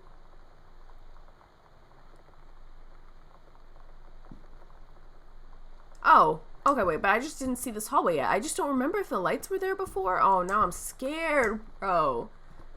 Okay.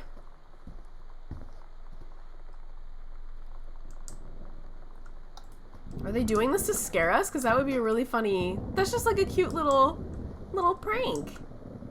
Okay, there's a tape. Let's see. How pretty. So someone was doing the watercolor. Oh, and it's still left here.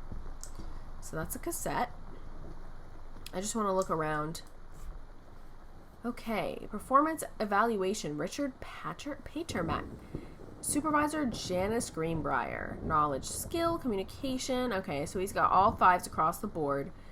Ranger Patermack has been indispensable during the course of the prescribed burn preparation and execution. I believe his expertise and dedication has been the deciding factor in the success of a very complex and challenging conservation effort. In the opinion of the Flintlock Forest staff, Rick's contributions to daily operations have become essential to the outfit's continuing success. To this end, I will be formally submitting paperwork requesting his permanent reassignment to this facility. Okay.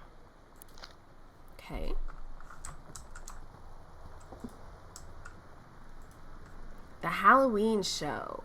The Misfits. They're awesome. Don't forget your costume. Stage and Lounge. 10:29, 9 p.m. See you there, Lonnie. Do we know? Ooh. Sometimes you just have to lie to Mom and Dad. Like when Lonnie asked me to see a band with her and stay over at her friend's place in the city after.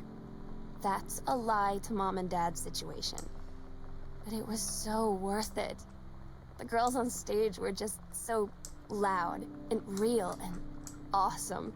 And everybody was moving together like one huge tide of sound. Between 2 songs, Lonnie leaned over and said, "How do you like your first show?" I was so happy. I felt tears starting in my eyes. And then she up and hugged me. I think she could tell. Think she could tell what? that you like her. Wildfire. He saved her from the raging flames, and then things really heated up. I was gonna say I have always wanted to read one of these books, but I have. I bought one from the dollar store about about this vampire. It had like one of those like crazy covers on it. You know exactly what I'm talking about. You know exactly what books I'm talking about. And it was what was it? It was about a vampire who had been a virgin for 1,200 years.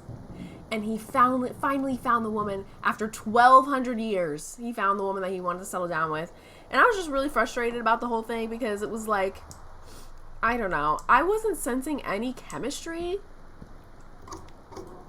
And then also, oh, this is her costume. And then also when he told her she was a vampire, she didn't even blink. She was just like, oh, so what does that mean? Girl, I would run. I would run. You know, I was thinking about this though. Every time someone is a vampire in a TV show, they have to keep it personal, they have to keep it private, and then when they tell people, it's like they're supposed to keep it on the down low. And so I'm like, if a man ever came to me, if my boyfriend, I don't have one right now, but if I had a boyfriend and he came to me and he was like, Talia, I'm a vampire, what would I do? What would I do? I don't know. Also, terrible book. I knew it was gonna be bad. It was from the dollar store. The writing wasn't good or whatever. But you know what? I could sense the fun she had creating the story. Okay, and that's why I think I gave it like 1.5 stars. It was not good, but I finished it. Okay, so we have a pirate. What is this?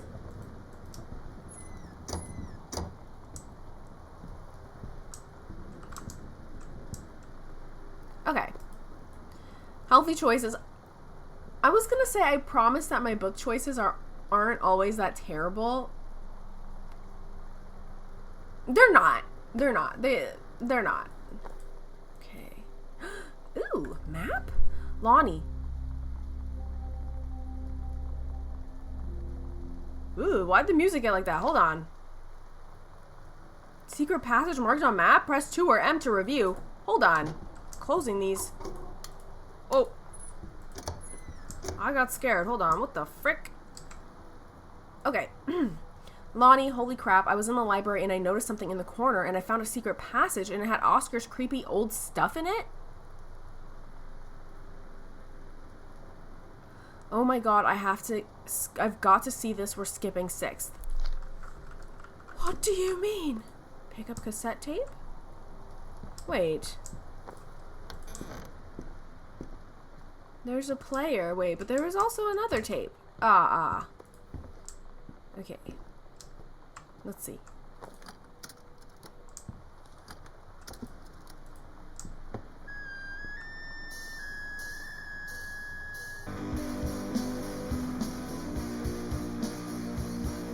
Yeah, I was really worried where that was going. This is actually pretty solid.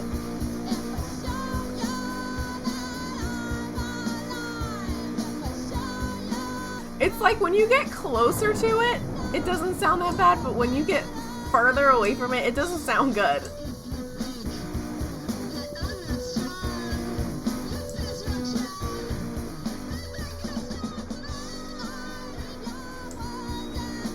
Okay. Woo! What a tape. Hold on. Heavens to Betsy. There we go. No, we want to throw it in a way that it... there we go. Heavens to Betsy. Calculated. 1. Nothing can stop me. 2. Decide. 3. Stay away. 4. Calculated. 5. Waitress. Wait. No. 6. Intermission. 7. Axemen. 8. Donating my... What? Please. Okay.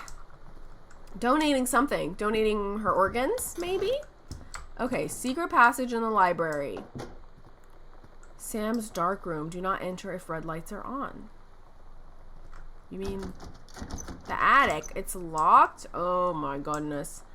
Wait, but I still didn't get the code. Where do I get the code? I don't know. Are they trying to scare me with all these ghost noises? Because it's kind of working. I don't know.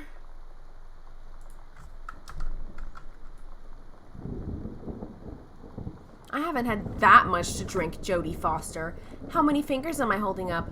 You'd better not have been reading my secret diary again. Here you go, Mitten. Have some pate? That's pasta, right? In French? Oh, no. The accent is somewhere else. Anyway, gross. Meow. Nice. Very, very cute. This is the kind of stuff I used to do in my free time before I had a cell phone. And I kind of miss it, but at the same time, I'm sure everyone, not everyone, but gets the feeling of like loving the distraction a little bit. Or not having to think too hard. However, I have been trying to read more. I mean, I'm reading, if you look, my mom and I are doing a reading competition to see who could read more pages in a year. And if you look, if you look at my book list versus her book list, I just do not come across as an intellectual with the books that I am reading. This is a library. Oh. 2? Oh.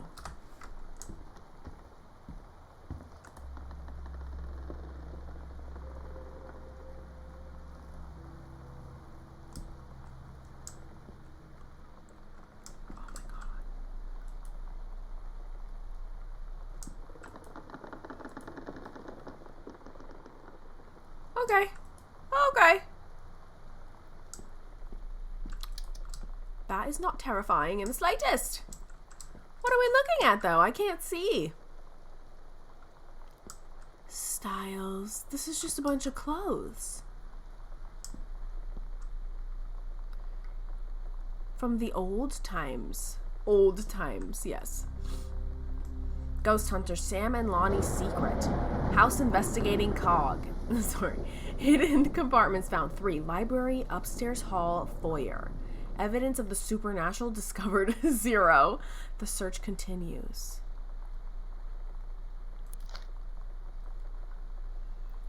Okay. Can we find a key somewhere?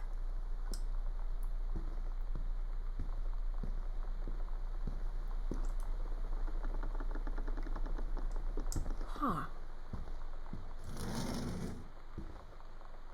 Okay.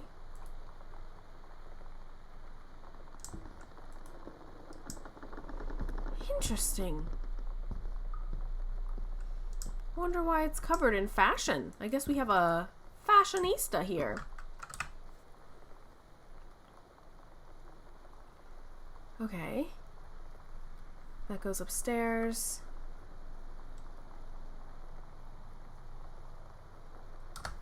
Okay, let's go back to Dad's office.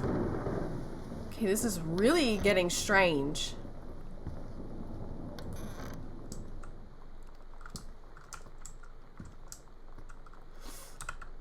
Let's see. Door.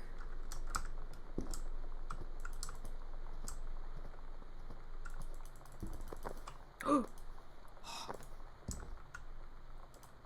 50 to 1. Write 3 times, stop at blank, full turn passing first, something, something, property of Sam, private. So half of Sam's locker combo. Wait, I didn't even see that. Holy shit. Let me see.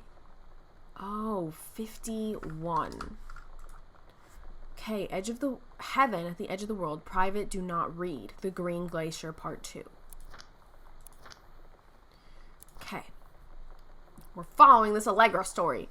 Allegra and her scouting party peered down warily through the dense canopy of rustling leaves from their perch high in the forest branches. Mere feet away, sunlight shone brightly off the inner ice walls of the glacial basin in which the forest grew. It was a strange sight indeed, such lushness juxtaposed with the frigid ice formations. Allegra leapt forward without hesitation, bounding through the high branches. The first mate had been captured by the Green Glacier's Amazonian tribe. His life hung in the balance. We have to hurry, Allegra's party followed behind, moving quietly as a breeze through the greenery. Allegra landed in the clearing and shouted, "Stop!" She saw the Queen Amazonian up on her pedestal, reaching for the lever that would drop her first mate into the vat below. She shouted, "No!" and flung her saber at the Amazon's reaching hand, but it was too late. The first mate screamed as he fell down towards the water, then splashed down, and all was eerily silent. Allegra looked on, frozen in fear and remorse. She had been a moment too late. But then, from the vat, something began to emerge, a head of dark brown hair, just like the first mate's, then the shoulders and sleeves of his coat, soaking wet. But as the figure stood and the water poured down, Allegra saw that the first mate had changed. He was no longer a man at all. In fact, what looked back at her were the eyes, the face, the hair, and the hands and the body of a woman, still in the first mate's clothes, still the first mate. She spoke in a soft, clear voice. "Captain?" The Amazonian queen said, "She is one of us now. She is ours." Allegra drew her magical flintlock pistols from her belt, and crew readied their swords. Allegra glared into the queen's eyes and said, "That's the love of my life, and you can't have her." Oh. So this, let's do that. So this might be like her, my guess is if she likes Lonnie, this is her discovering, that's her discovering her sexuality. I guess when the first mate transforms from a man into a woman, and then she says, "That's the love of my life." That makes sense. Okay.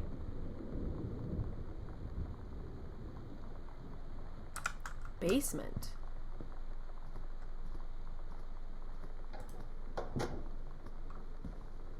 Wait. I'm here.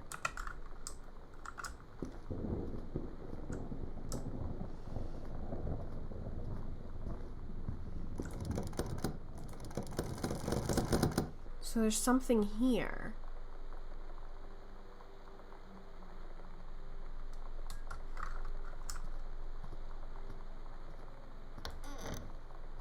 Okay, wait. I'm here. What the hell is that noise?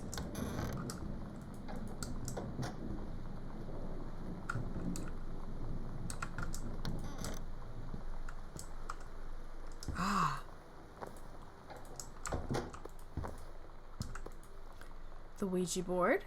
Very nice and clean. Ooh. Hello? Hello? Who are you? Oscar. What do you want? To come back. Oh my god. Yeah, I remember when we used to do the Ouija board and then someone would be moving it with their hand and we're like, "Oh my god, that's crazy." This is so cute. I'm assuming this isn't gonna be a horror situation. Horror. Okay. Completed combination. Yay! Oh, let's see. Turn right 3 times. Stop at first number.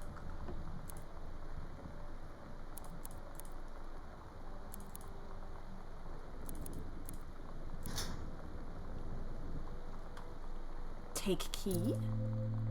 Basement key. Lonnie came over today, but everything was It's Lonnie. different. She was sitting at my desk chair, and she wouldn't look at me. Finally, I asked her what was going on.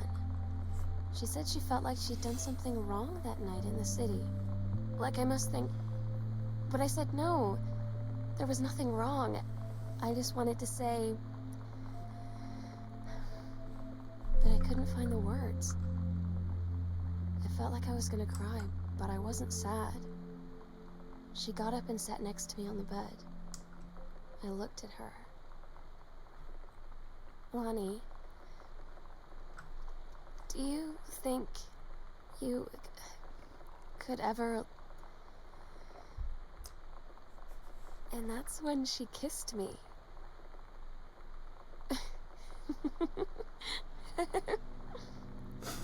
That's so cute. So it seems like she had a bunch of pictures here. And they're all gone. Lonnie. How cute. Oh, that's with her new red hair. So this is a cigarette pack. Jeez Louise. I was thinking about that part where she was talking about that you should always, that sometimes you have to lie to your parents. And I can remember on like one hand how many times I lied to my parents as a teenager because I simply just cannot bear the burden of lying. Gentleman Club, Shannon Doherty. Slay. I don't know why you're saying gosh. As if like a lot of teenage boys didn't have that stuff in their room. Okay, so I got the key to the basement, which is, where's the basement? Okay, it should be down. Oh, I didn't look at this. Crucifix. Oi. Okay. For God so loved the world, he gave his only son. Well, shit. Okay. That's not scary. That is terrifying, actually. That's office? Oh. To basement? Oh my god. Whoa. Oh. Okay. I wonder where she has the basement key. You know, I closed the door behind me, but I'm like, who knows if I want to be locked inside with whatever is going on.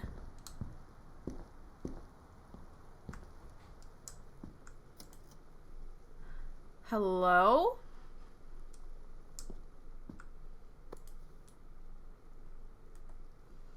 Potato chips. 3-ring binder. Do we have more light? Okay, hold on. Meh. Okay. Oh, let's look here first. Dear Samantha, I would like to cordially thank you for having me to your abode for the Thanksgiving holiday with your lovely family. I enjoyed the flavorful potatoes, and also it was weird being around your parents for that long, but it was pretty funny how impossible it is for your dad not to be awkward for more than 30 seconds at a time. Very cordially yours, your close friend and confidant, Lonnie D. Dear Miss DeSoto, allow me to take this opportunity to thank you in kind for being such a gracious host of the festivities at your father's estate. Following the aforementioned meal with my parents, your family's Thanksgiving feast was the more enjoyable of the two events, I must say. I especially appreciated the time I spent with your grandmother, who is a lovely woman with sterling taste and refined air. Let's do it again, same time next year, shall we? Indeed, Madam Samantha Greenbrier. Don't know. I'm hearing things. Guys, am I going crazy?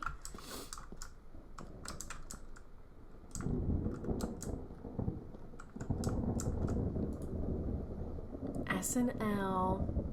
And a rat. It's different now.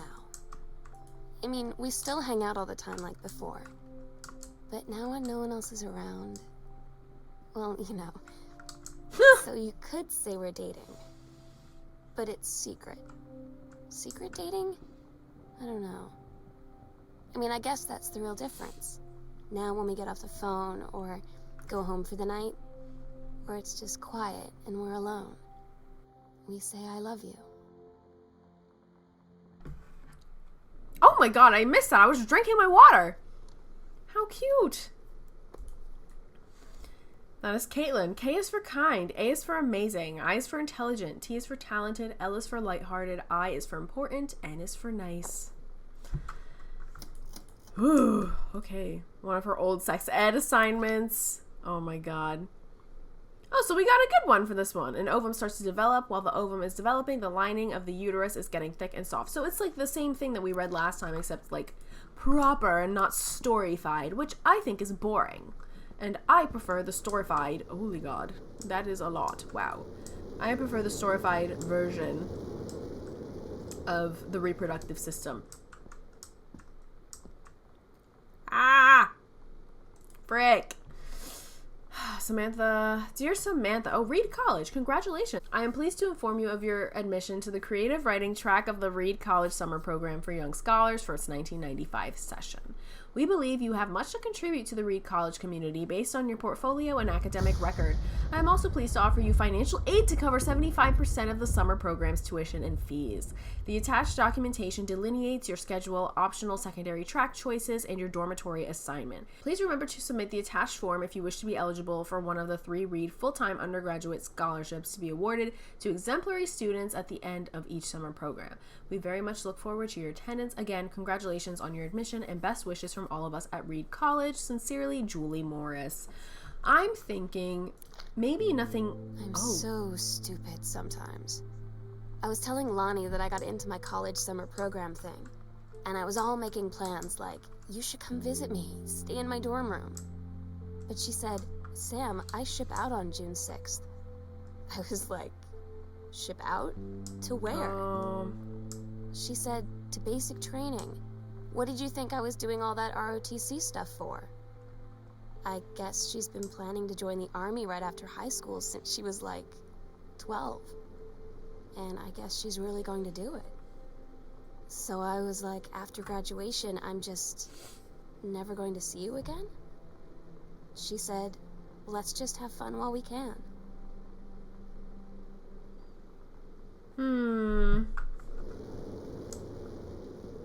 That's so sad. Oh, I could have turned this on. Okay, there's a lot to look at. Wait a second.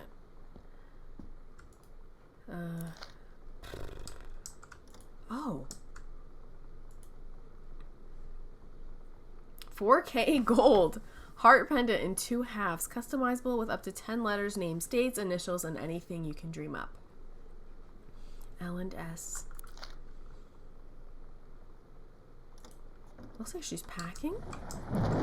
I just want to know where everyone is. Like, didn't they know I was freaking coming? This is one of Dad's books. Oh. Wait. Dear Terrence, thank you for sending along a copy of your newly published book. An author's first published manuscript is a momentous occasion. I read it this afternoon. I certainly recognize my son in the subject matter. An author's work is the externalization of that which he holds dear and that which he fears. And in this respect, I believe your work was successful. But the lens through which the personal shown was needlessly clouded by genre cliches and implausible dime store science fictional DEI machina.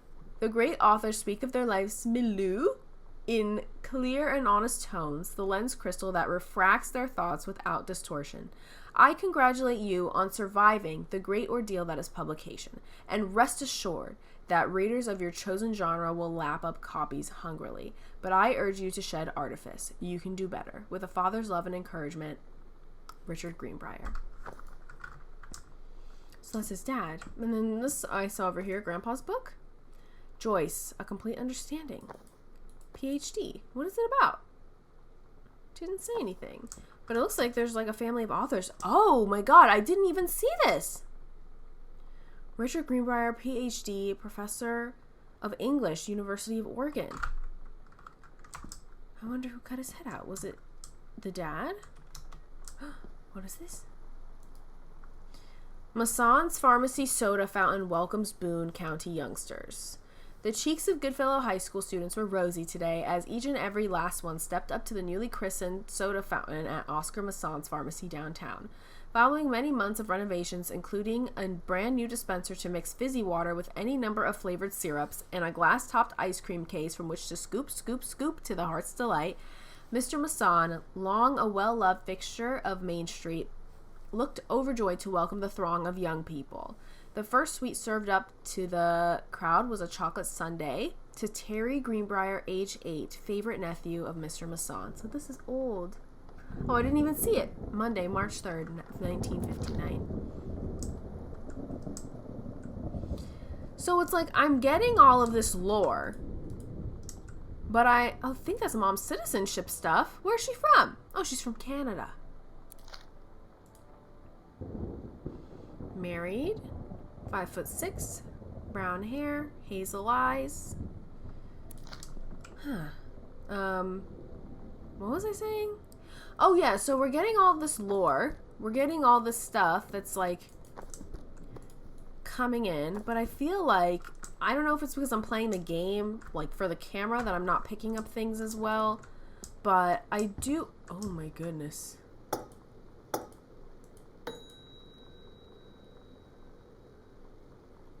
I do wonder like where this is all going, what all of this says about the family. Okay. Postcard. Hey Sam, I'm writing to you from Multnomah Falls. I'm here on a stupid class trip, which is stupid because it's March and I don't know if anyone running the school has been to Oregon, but it's cold and rainy as shit in March. Wish you were here. Oh wait, you are here because I'm writing this to you in the gift shop. Oh shit, here you come. That's so cute. They tell you to stick with the group on field trips, Katie. There's a reason for that. Lonnie and I snuck off on the side paths at Multnomah Falls and got a little lost. Okay, a lot lost. Like, for hours. Right before the bus left, we found a trail and came running down the path, soaked and covered in mud, shouting for the bus not to leave. The school called home. Mom and Dad said, "You didn't get into trouble like this before you met that Lonnie girl."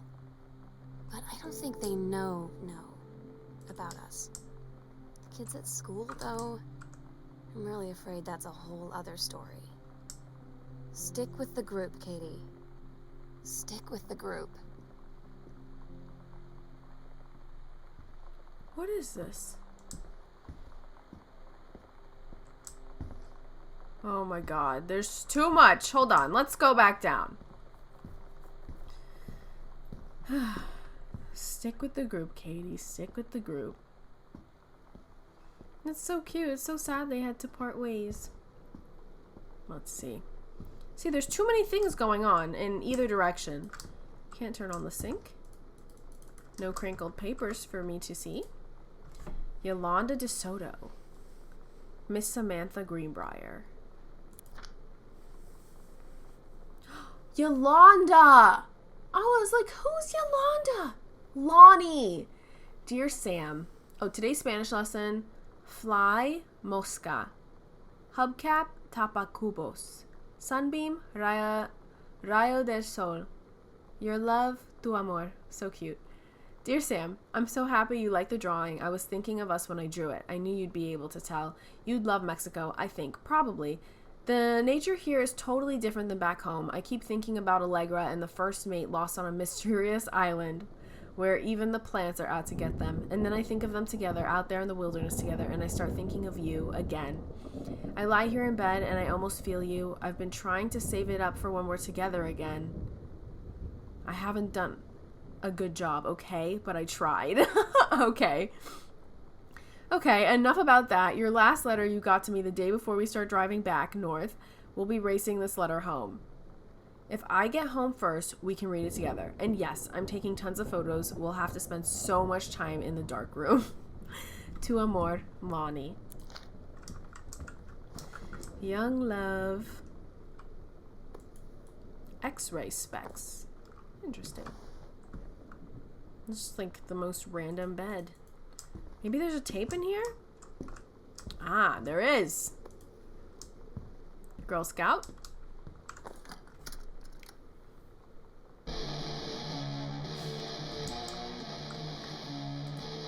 Girl Scout the band. Set list.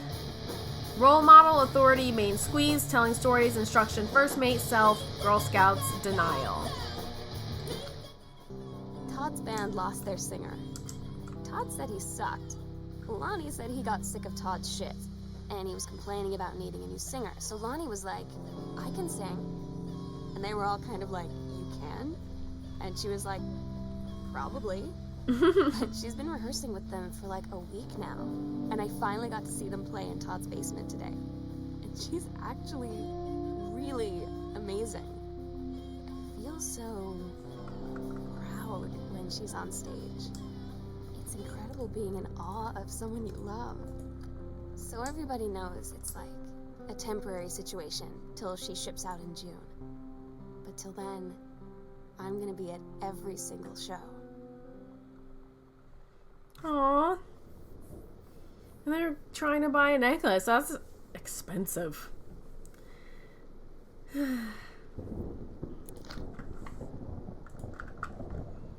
I'm so jealous of people who are just like, yeah, like how she's like, oh, I can sing probably. I don't know. Let me give it a try.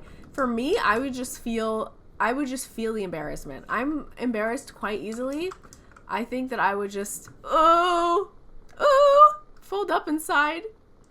Intercombination. Oh, there's another one. Wait. Oh, doesn't work. Okay. Let's see.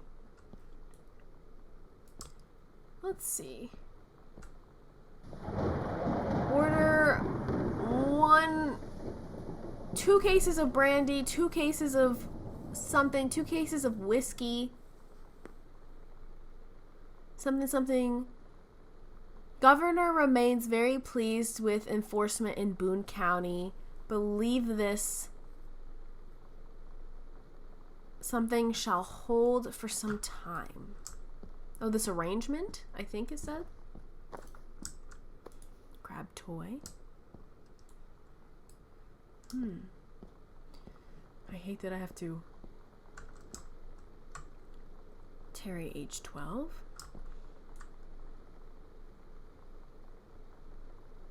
Okay, so no code here. Where were we? Oh, we were... Oh, yeah. Okay, so then we were gonna go up here.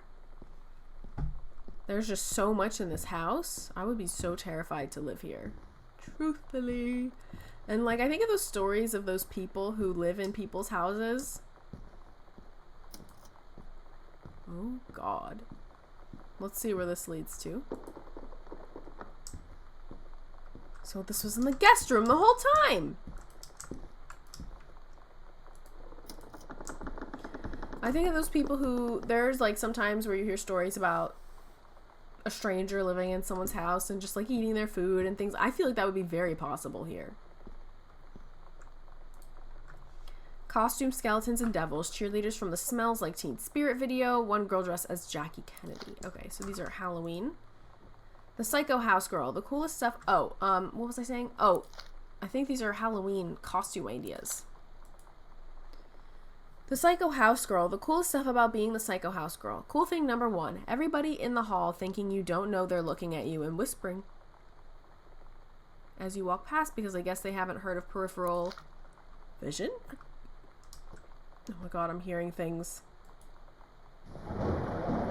Not to lie to mom and dad situation, but it was so worth it. The girls on the stage were just so loud and real and awesome, and everybody was moving together like one huge tide of sound. Oh, so these are like the... I guess this is where she recorded her little diaries and things? I don't know. We'll keep that on. Women outlaws. This'll show you who runs things around this joint. She's tougher than a wild stag. No female's gonna tell me. Yak. Pillow. Ah. Okay. Tape.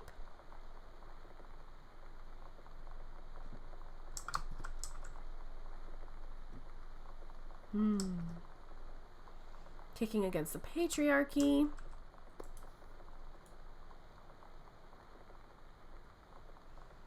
Heard enough? Ready to join the revolution and take a stand against Grossman and the patriarchy?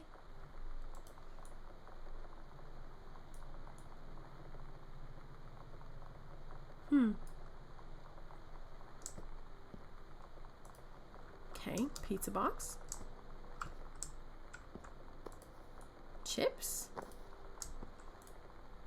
I don't know how people just eat the plain potato chips. I mean, if they're kettle cooked, I can see it, but I get sick of them after a while.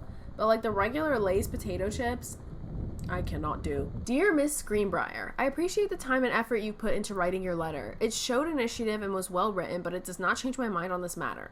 While I understand that Miss DeSoto is a friend of yours, the fact of the matter is that she defaced school property with profanity. You mean with a beer on her shirt? The fact that she allegedly defaced her own locker in retaliation for another student doing the same to yours is immaterial. Oh. As to your complaint that no other student has been punished for their part in this incident, the fact is that no guilty party has come forward, and there has been no convincing evidence as to who might have defaced your locker.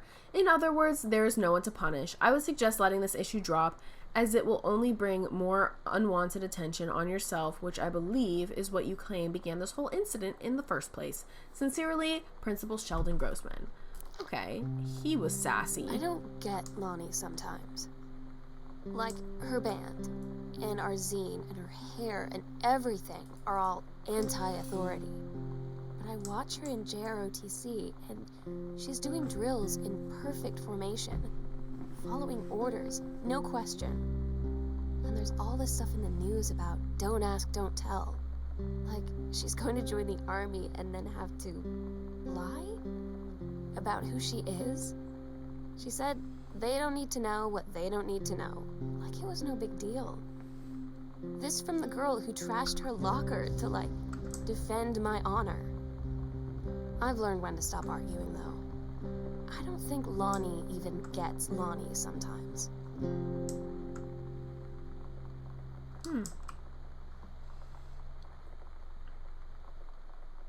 I wonder why... Oh, music. I guess I wasn't supposed to open this yet. Let me close it. There's a whole other room. Ooh.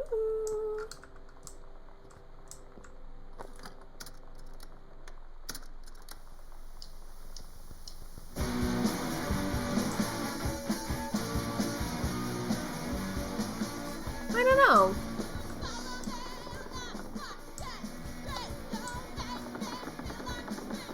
What?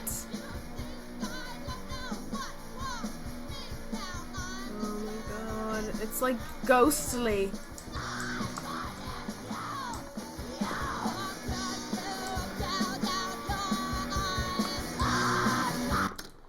Okay. I will take that out. This is not the type of music I would normally listen to. Which is okay. Guardian angels up above, bless the house with lots of love. Ah, so we're back. Back here. Okay, perfect. So now I think we've opened all the locked doors. Oh. Jan Greenbrier, Sherry, shampoo set, color perm. That's a lot. And a manicure. What was I saying? Oh yeah, people are complicated. I wonder why Lonnie wants to join the army when she's so against... When she has this rebellious nature about her. But maybe something she craves is stability. And, I mean, I've never been in the army. I don't know how stable it is. But maybe... I don't know. My guess is that it's probably stable. Like, there's probably procedures that you have to go through, and it's not willy-nilly whatever schedule, you know? Like, maybe she sees that she needs order in her life. But also, she's, like, very young, and she said she's been wanting to do it since she was, like, 12, and I don't know if a 12-year-old is thinking, I need order in my life. But it could be a subconscious thing. I don't know. Offer of promotion. Dear Head Conservationist Greenbrier, due to your exemplary management of the Flintlock prescribed burn operation last year and the service's need for experienced personnel to direct regional operations, we would like to offer you the position of Regional Conservation Management Director, responsible for operations throughout northwestern Oregon. Your assistance would be sought to fill your previous position on site at the Flintlock National Forest. Your new posting would be at the Regional Management Building, located at 128 Bullhorn Road, which should be more convenient for your daily commute. Please respond as soon as possible regarding your decision. We very much look forward to your reply. I'm kind of wondering if everyone is just like away and like maybe they just forgot. Oh, not that they forgot, but they kind of just like went off to go like do their own things. Like maybe they're coming home. Who knows? Froth, tincture, en español. Hey Lonnie, sorry my mom was such a bitch last night. She's hardly ever around since her forest is like an hour away, and then when she is home, she takes it out on you. Like, because you're not a member of the family, she knows you won't call her on it, and I'm sorry. Haha, it's okay. I know she's just jealous of our cool and freewheeling lifestyles. I feel sorry for you. I'm lucky my mom lives in Florida. You have to have a mom every day. Sorry, I didn't mean to bring up the mom thing like that. I know, I shouldn't complain. No, I'm being serious. My mom is a psycho-Christian, and her new husband, Don, is a complete tool. Living in Florida with him is her eternal punishment in my mind. So, you wouldn't rather live with your mom in Florida? Knives? Vampire? Oh no! Rip. Interesting. Complex parental relationships. I personally love that I see my mother every day and will be really upset in the future when I have to inevitably move out and not see her so often. Pay stub. It's for the auditorium. February 23rd. The thing is, I'm just forgetting what day it is. Earth, Wind, Fire. So this is February 23rd. Because I'm trying to figure out where everyone could be. And I'm like, maybe if I know what the date is. Oh, it's June. It's summer.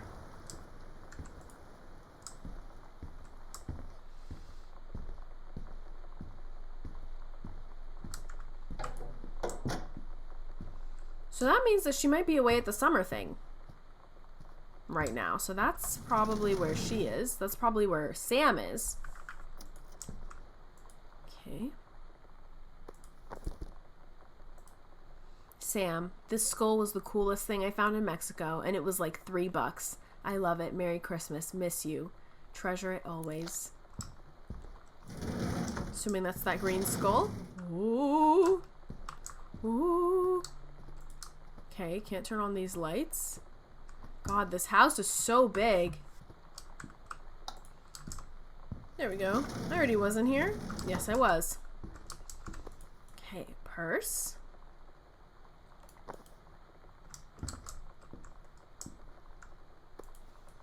Another one of my postcards. Hi, Mom, Dad, and Sam. The vacation is weird. As you can see, the Catholic Church still has a lot of money left over from the Middle Ages.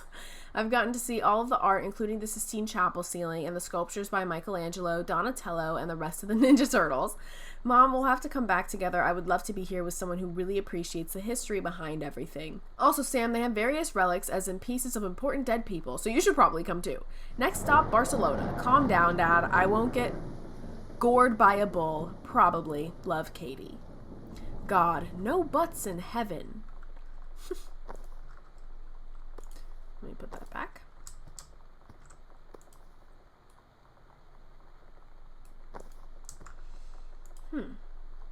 Examine slip. Samantha Greenbrier.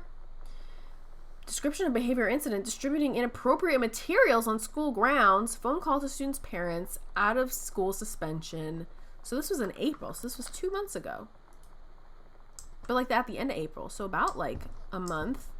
A little over a month ago. Doesn't seem to be anything here. Oh. Crumpled manuscript. Don't give up on this, honey. How supportive.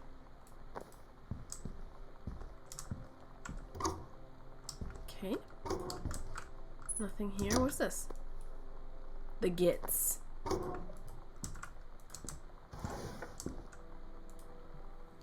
First off, congratulations. Janice Greenbrier, Regional Director. And I say congratulations because, come on, you're going to take the job, right? Oh, what are you waiting for? An engraved invitation? Call them back. But in the meantime, let's discuss this little outing you had with our favorite flannel-clad hunk. What a blast. But you sound like you're reading a lot into an innocent night out. You're sure there's something there? You said he has an out-of-town girlfriend. You're sure they're not serious? Okay, so we have to figure out when we'll see each other next in person. Enough with the letters. I owe you a congratulatory margarita, boss lady, soon.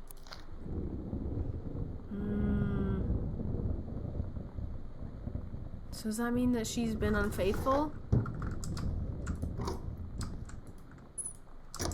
Like, if she's like, are you sure there's something there? Does that mean that, the mom, oh my god, why am I forgetting her name? Janice was, thinking that there was some sort of chemistry? Ooh, god, scared me. Wow, okay. Holy shit. What do we do? I genuinely thought this was gonna take me an hour, 2 hours tops. And I'm realizing right now that this is, wow. Okay, it's not bad. It's just, I chose this because, until then the episodes were pretty long for me. And so I was like, okay, I'll just have something shorter. It'll be a really short amount of time. And I'll be able to, you know, catch up with schoolwork and grasp myself. But I don't... Wait, what was it this way? Oh yeah, I do not see this being short whatsoever. It has been a good time though, so no time wasted.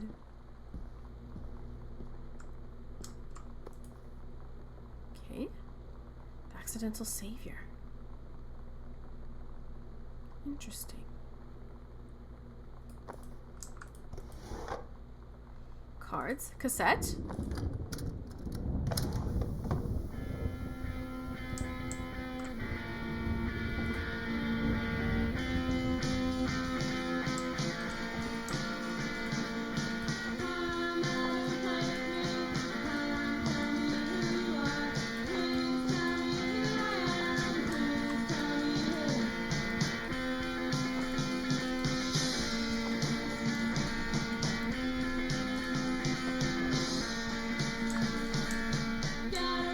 Oh my goodness. There's just so many places. Okay, wait. I'm like overwhelmed. Hold on. Okay, so it's, oh, maybe this calendar will tell me. Okay, where are we? It's June 6th. So they're on their anniversary trip. Why the hell am I coming home? So that's probably what happened. They're on their anniversary trip. If today is actually June 6th, because I think it is. Yeah, June 6th.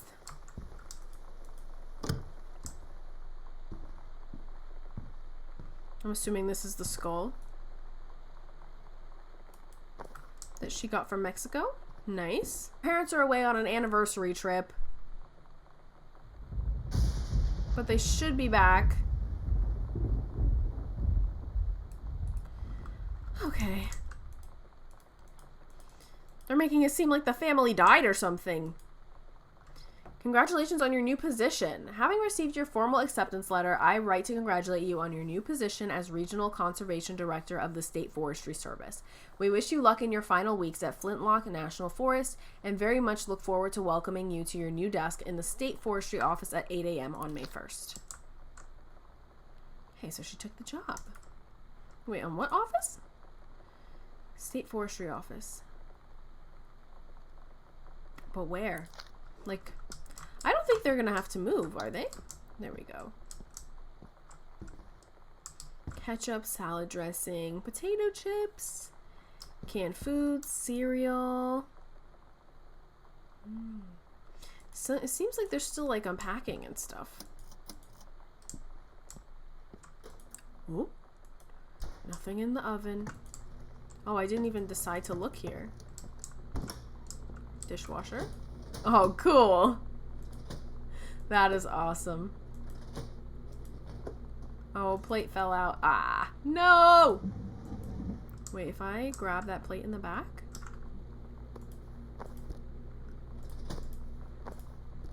There you go.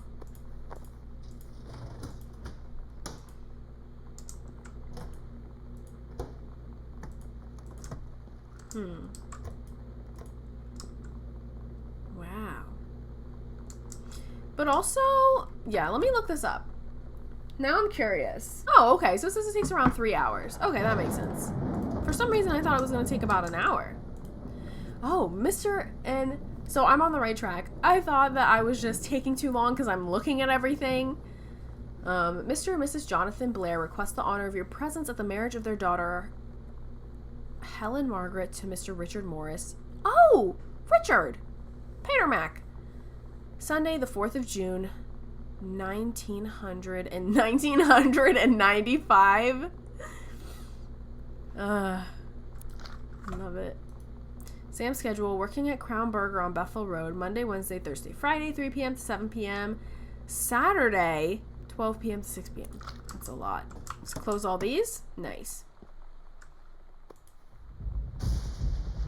Oh, I have the broom.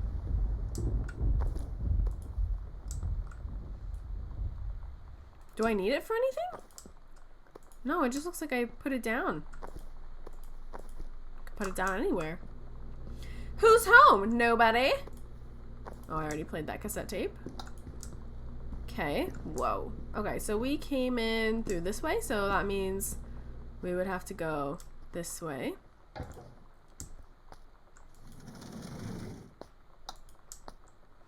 Did light switches used to look like this?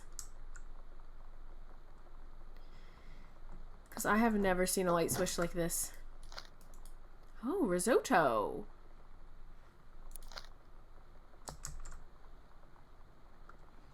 Oh my god, you know what we didn't get? Flush the toilet. That's not what we didn't get. We didn't get the code for the safe box.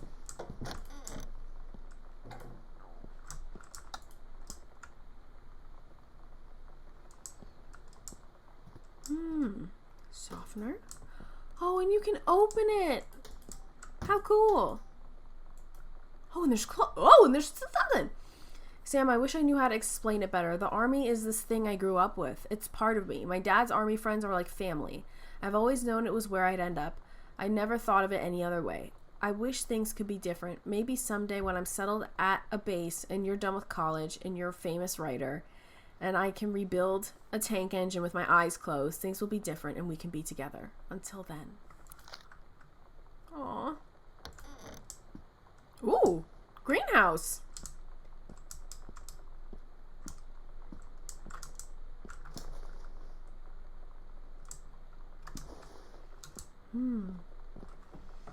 Pretty plants. I wonder if they were like, man, amazing deal. I mean, imagine a relative dies and then you come into all this land in this, like, estate. Strong Pines, a couple's counseling retreat. Oh, is that where they are? June 3 through 7th. So, oh, and they disguised it as an anniversary trip. But they're doing a couples therapy thing, which I think is important. It's important to work on your relationship, for sure. It's been almost 20 years since John Russell heard the call. Twice he saved a president's life. He's practically forgotten the days of the future, of danger and excitement, the days where he mattered. So when that familiar rip in time opens in front of him and his handlers peer out, he doesn't hesitate. Is the president in danger? No. The life you save this time will be your own. Dear Kaz, I can't tell you what a joy it has been to see John Russell back in print. Thank you very much for sending along copies of the new editions. The cover art is really something. I know you've said that Unknown Dimension isn't in the business of printing new material, but this revived interest in my work has brought on a wave of inspiration, resulting in a manuscript that completes John Russell's journey, which I think you may find intriguing. It is reflective and introspective, without forgetting the excitement and weirdness that Unknown Dimension readers expect. I hope this might be an exciting new direction for Unknown Dimension to pursue. At the very least, I am grateful that John Russell's adventures didn't come to an end quite when I thought they had. My thanks and regards, Terrence L. Greenbrier. Amazing! So it looks like his books are gaining popularity again. Where we'll do it. Okay. Midnight, June 5th. Final preparations are complete. We agreed our last night together would be our happiest ever, and we'd forget tomorrow was going to come at all. It worked for a while. We had a good time seeing Oscar off, then ran up to the attic to look through our photos, to find one for Lonnie to take with her. And looking at them, I realized they were all in the past. and there wouldn't be any more. And I didn't know what I was going to do. And I cried. And she held me. She said she knew it was hard, but life would move on. I said I didn't want my life to keep moving without her. That's when she cried too. I was so exhausted. I must have fallen asleep like that, in her arms. In the morning, I woke up, and I was finally alone. Oh my god, did you guys see that? That door in the back? Oh my god. When I was walking forward and I saw that movement, I was like, great. There was something there. And we're being followed this whole time. Secret door. So there's a foyer, secret door under the stairs. I'm wondering if we're nearing the end of the game, because now I'm worried I'm going too fast. If that makes sense. And I'm like, what if I'm missing a bunch of stuff? Oh. Interesting. Ah! Hello, Uncle. Put name tag? Oscar. Okay. Grab chalk. Oh, the attic key! The sunset light in this house is the saddest thing I've ever seen. I just want to sleep. When I'm in the attic, it almost feels like Lonnie could still be here. She's just downstairs. I'm just waiting to hear her pull down the hatch and come running up. Maybe I'll go up to the attic and wait. Aww. That is crazy. Imagine the dad found out that they're trying to, like, exorcise his uncle? Is it his uncle? I mean, actually, I think I would find it pretty funny if I found out that my kids were doing that. I don't know. It's kind of... It's just silly. Ah.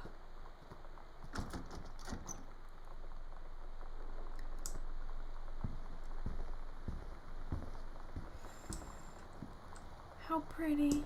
So I guess they spent a lot of time up here. I guess this is her bed where she's waiting. I'll always remember what we had. Stay strong. I love you, Lonnie. Kick ass. Oh my god. Katie.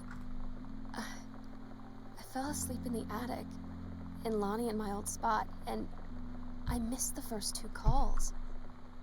I just barely caught the third one before the machine got it. And it was Lonnie, on a payphone. She'd been on the bus to Basic, and she said she couldn't think of anything but me and us, and that she couldn't go through with it, with the army and being apart and all of it. And so she got off the bus in Salem. She said, "Sam, I want you to pack up everything you can and get in your car and come find me. And let's just drive until we find somewhere for us." And she asked me if I could do that. And I said yes. Yes. Oh my goodness. I feel like the way the music was playing, it was supposed to be like a, you know, exciting, a kind of romantic thing. I don't know in what light they were trying to paint this, but for me, I would be really worried for my sibling running off with someone at such a young age. Like, where are you guys gonna get your money from? Whew. So now I'm just stressed. How cute. Oh my god, the chip nail polish.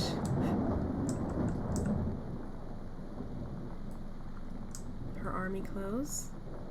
Aww.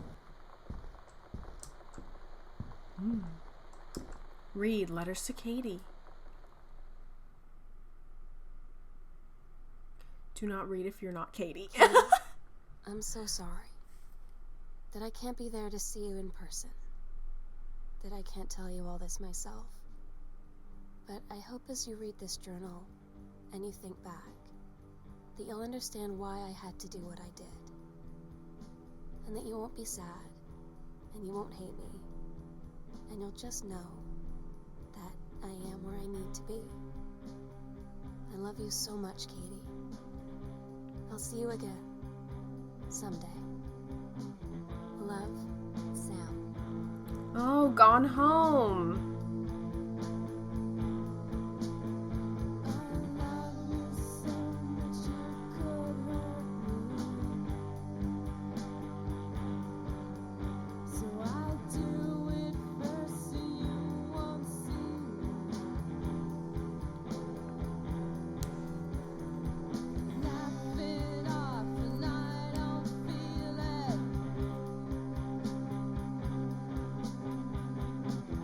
Oh, they're both Sarah's. Okay. So, I love the snooping. It was kind of, so I was kind of expecting there to be some really, I don't know how to explain it. Some really tragic story, I guess, is what I'm saying. Because I was going to say deep, but everyone's lives are deep and have meaning. So I don't want to say it like that. But I just mean that it was like she ran away to find love. The parents' marriage is on, what is it? Do they say on the fritz? So they're, you know, at a retreat. They'll probably come back soon, and Katie will be there. But yeah, I guess I don't really know how I feel about this end. Okay. I'm glad nothing bad happened to the family. That everyone is good. Everyone's alive except Uncle. Uncle is dead. But, you know, everyone is doing fine. But I guess the extremely risk-averse, responsible person in me is worried about Sam and Lonnie. And as cute as their story is, you know, I mean, when you're young, I'm young too. I'm 21, so I'm not like that old. But I can acknowledge that with youth comes a kind of